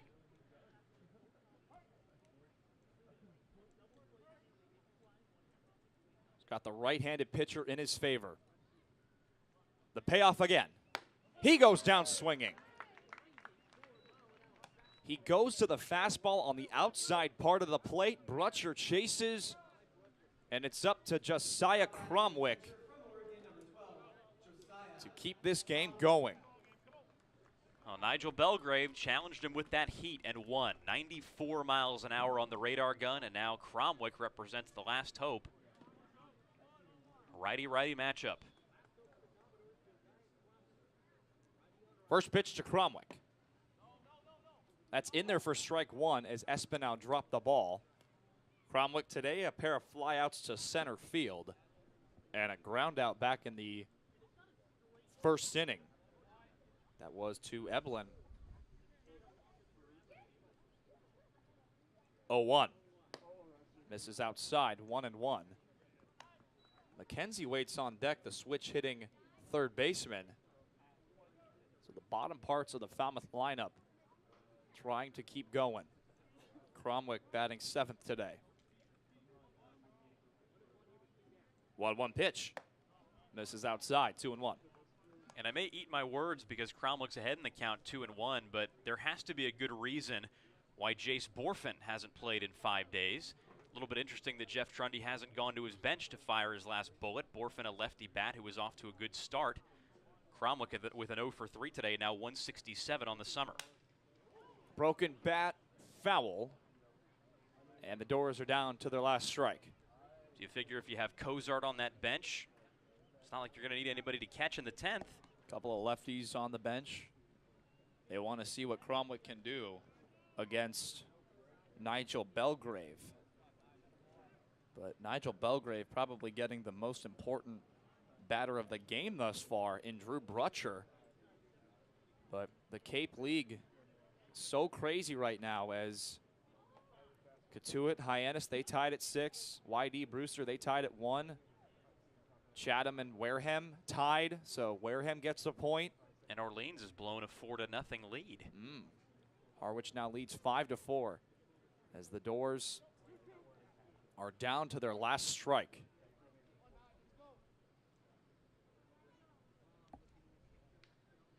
Pinckney still over at first. The 2-2. In the right field, a base hit. Cromwick extends the game. Pinckney stays put over there at second base. And that's going to bring up Anthony McKenzie, who would represent the winning run.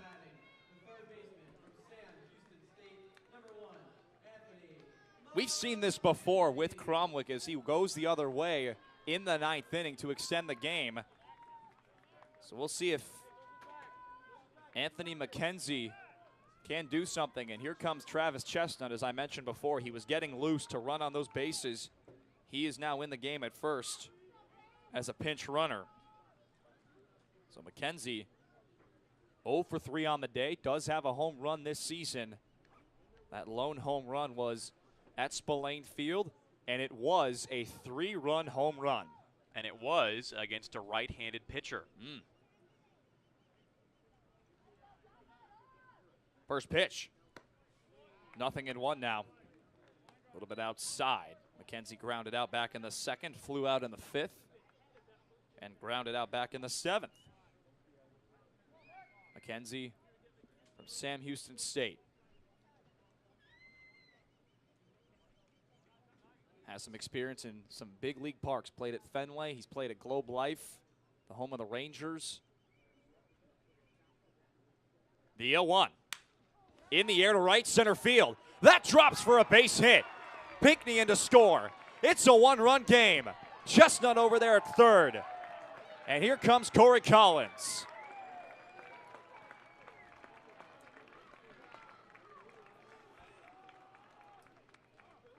Well, the Cardiac Commodores are at it again. We've seen them with a lot of interesting ninth innings this year. This is just the latest. Bourne has gone to 2 pitchers in this inning, but the Dores just keep coming up with hits. Pinckney's infield single against Belgrave started this whole thing. Brecher struck out. Cromwell came up with that oppo single, and now Scott Landers has to make another move with a guy at the plate with prodigious power. Well, Scott Landers making a mound visit right now. Nobody warming up in that Bourne bullpen. So it could be just to tell Nigel Belgrave to take it easy and bear down and attack Collins, because if Collins reaches, the top of the lineup comes up, and Collins with any base hit ties this game. And with Wareham tying and Wareham getting a point, it's a game of keep up now. And potential tie at the very least is now 90 feet away in the form of Chestnut, who runs very well. And this mound visit probably just to tell Belgrave to trust his stuff, because none of the 3 hits he's allowed have been very hard. Infield single, Cromwell with an opposite way late base hit on the ground, and then McKenzie with a blooper into right center. But Collins at the plate, a guy who can really put a hurt on one if he hits it with the sweet part of the bat. The brick facade may not help in a pass ball. First pitch he sees, misses low.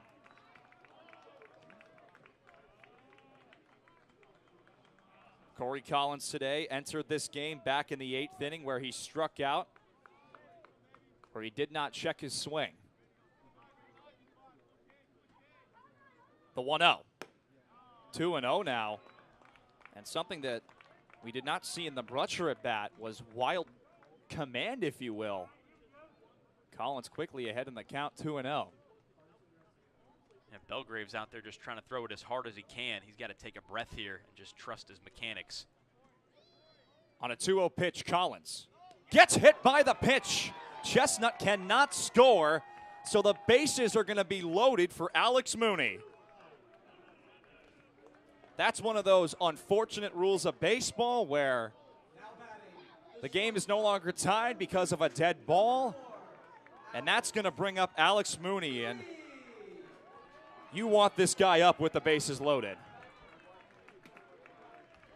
I hope the fans who left this game a little earlier still in the parking lot and making their way back into this one, because this is the guy you want up. Mooney today 1 for 4 with that home run, and the hottest Commodore hitter in the month of July. Chestnut at third, McKenzie at second, Collins at first. Pop up into shallow left center. Coming in is Rockefort, and he makes the catch. The ball game is over.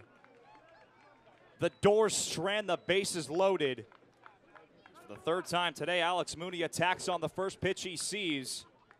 But the Bourne Braves win this ball game with a final score of 4-3. The Dores trailing by 4 points in the Western Division to the Wareham Gatemen, fall to the Bravos tonight. Well, the Dores with another 1-run loss to a Western Division opponent. For whatever reason, they've had their struggles against their division rivals. This is just the latest example. Couple errors not helping the Dores today. Unearned run charged to Philip Abner, who was magnificent in relief. 5 innings, no earned runs. But that proved to be the difference in another heartbreaker for these Dores. Well, the Dores fall to the Braves on Tuesday night. They're back at home tomorrow, taking on the Brewster Whitecaps. On behalf of all of this talented crew you see on your screen, our supervisors, our web reporters, and the list goes on. All of our videographers, our graphics designer, our public address announcer, from Trey Redfield and Carter Beinbridge, Logan Soforenko saying good night. We'll see you tomorrow at the Gov.